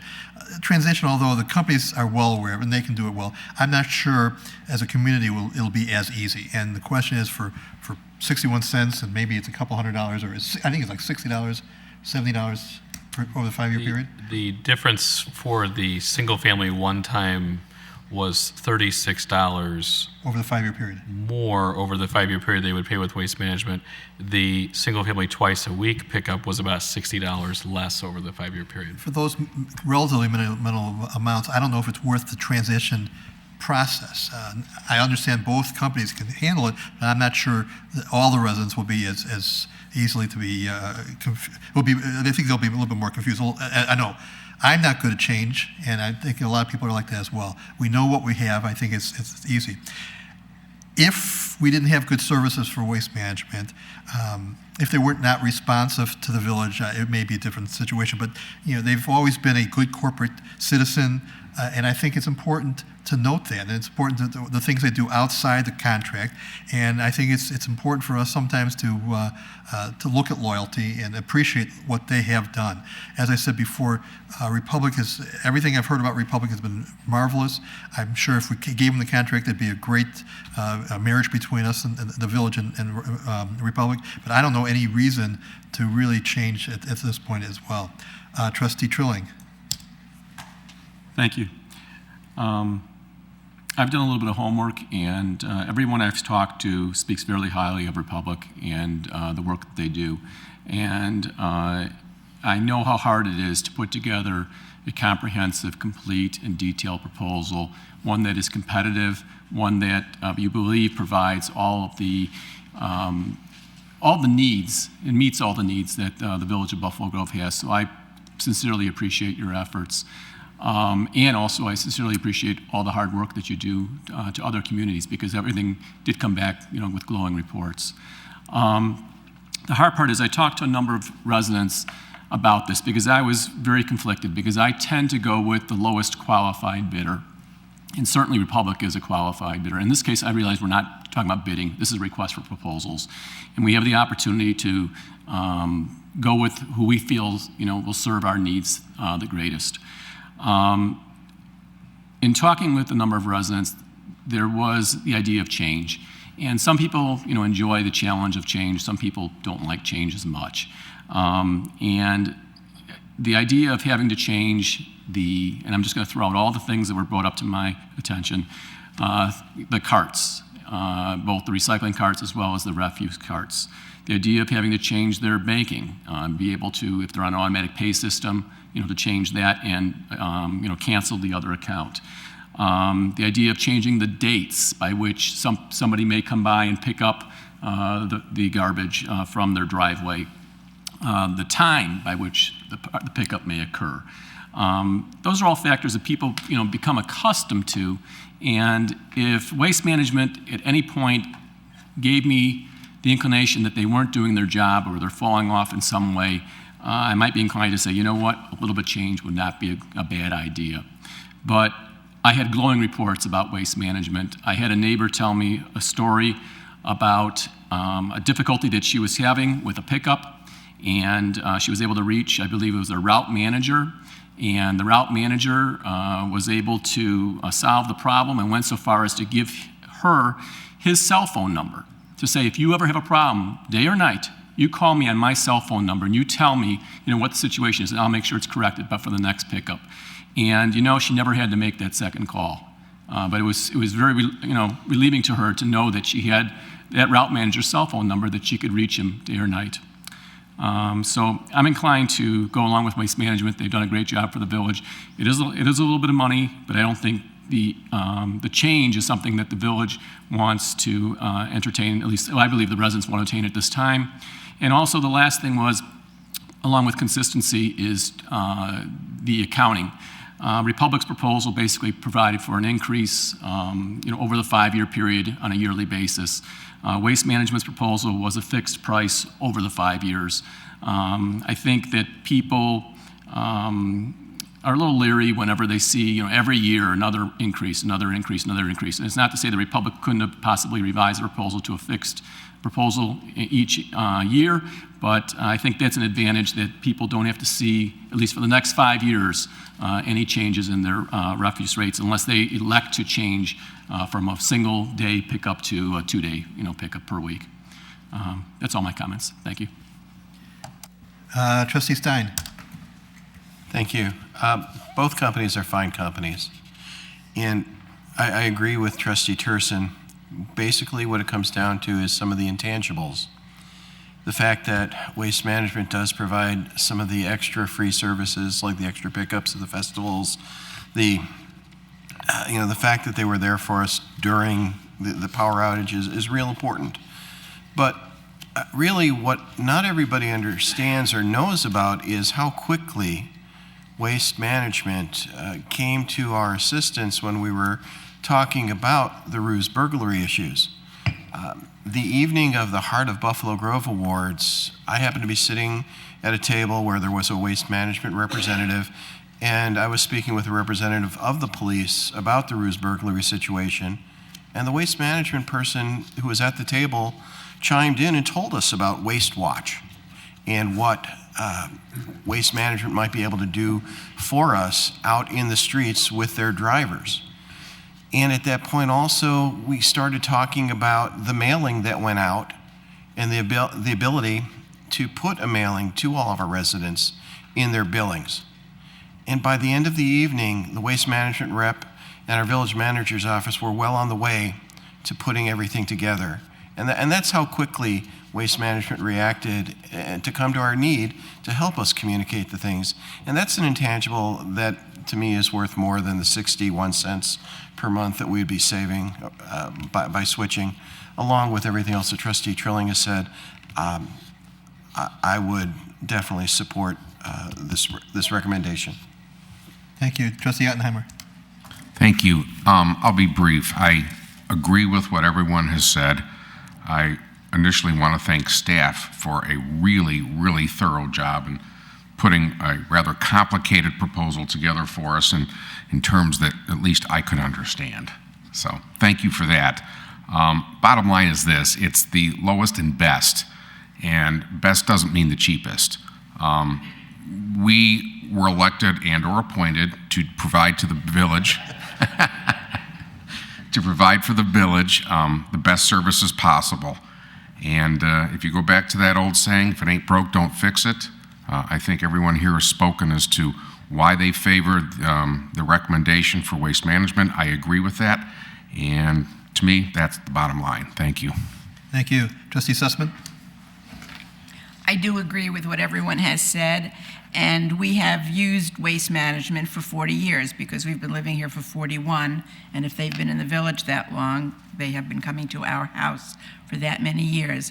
And I particularly like all of the extra things they do for the village. And I would like to mention, and I didn't know this, that senior citizens, and I know Republic would probably do the same thing, but senior citizens age 62 years of age or older are entitled to $2 a month less in their bill than regular residents. So that you save 20 senior citizens, 62 years of age and older, you save $24 a year. So I think that's important to note. And I'm sure Republic has something like that also. I'm not saying you don't, but since we're all talking about waste management and supporting waste management, I feel the residents would want to know that they could save $24 a month. Thank you.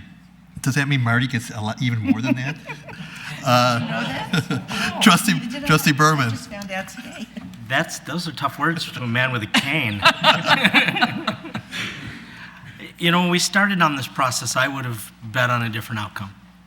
I anticipated seeing two things. One, that there would be substantially disparate bids, and two, that the price would go up significantly. When you think about the fact that when the current pricing was put in place, gasoline was less than half what it costs now, and one of the primary driving factors, as it were, in the cost of providing refuse pickup is the cost of operating those trucks. And So I think a tremendous amount of credit goes to Mr. Bragg and his team in how they marshaled these bids and how they put together the report.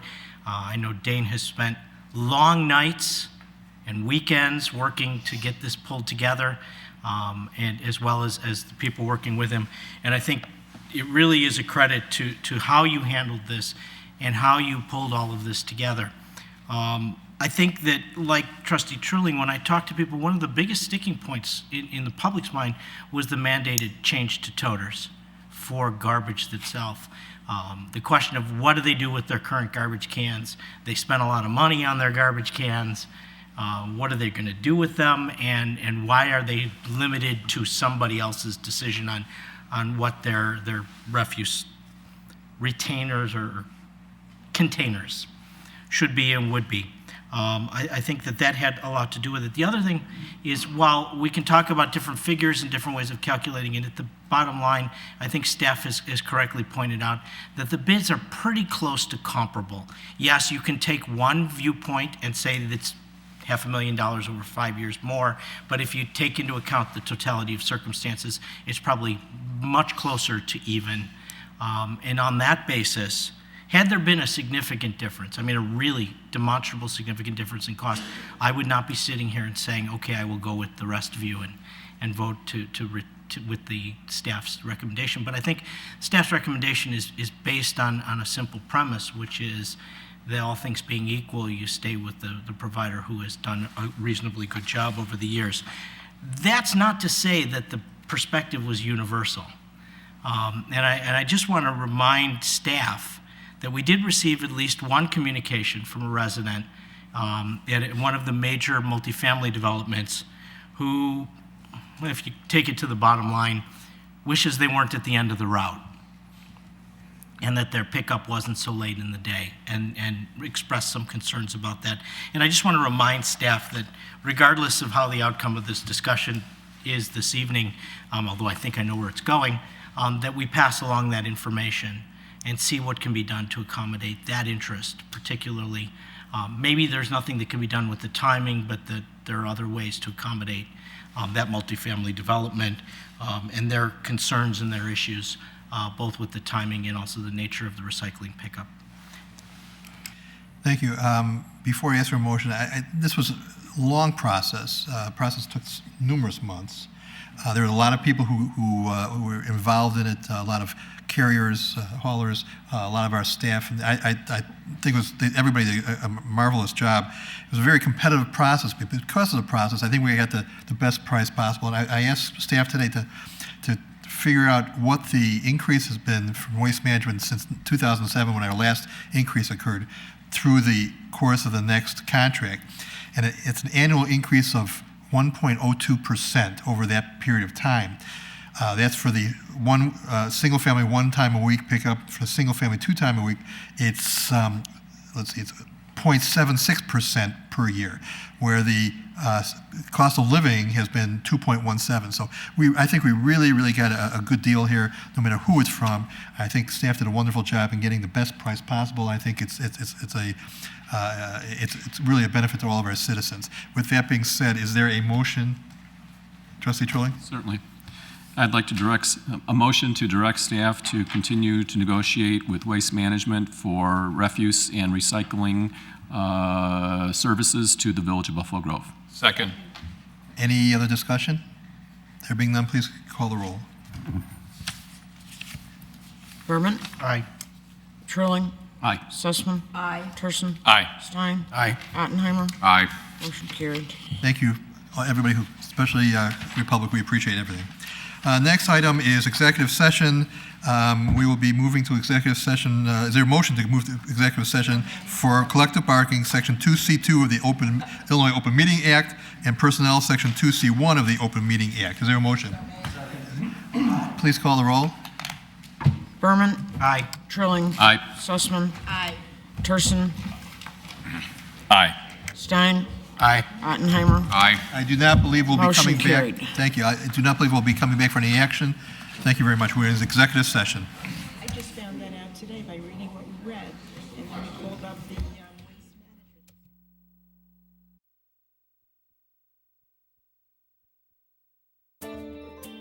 Everyone deserves the opportunity to learn new things, go new places, make friends, and have fun. Hi, thank you for visiting Northwest Special Recreation Association. We're so happy you've decided to join us. We have a great tour planned. We transport hundreds of participants to fun activities every day. Is everybody ready to go? Yeah! Okay, buckle up and let's get ready for fun. Whether it is a physical or an artistic experience, or a learning or social activity, we make sure children and adults with disabilities have lots of choices. NWSRA is an extension of 17 park districts in the northwest suburbs of Chicago. And since 1973, we've provided outstanding recreation opportunities. Full-time staff and hundreds of part-time staff and volunteers deliver outstanding recreational experiences.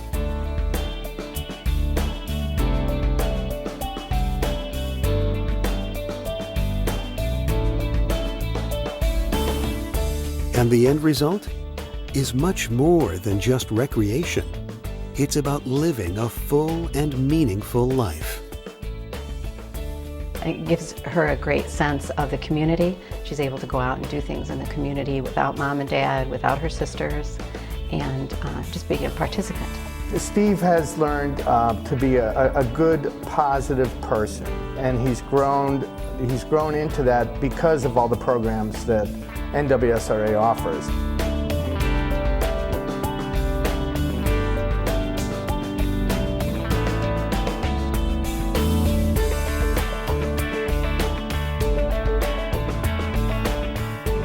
Thanks for joining us on our tour. We hope you enjoyed it. If you'd like to know more, how to participate, how to volunteer, or to make a donation, give us a call.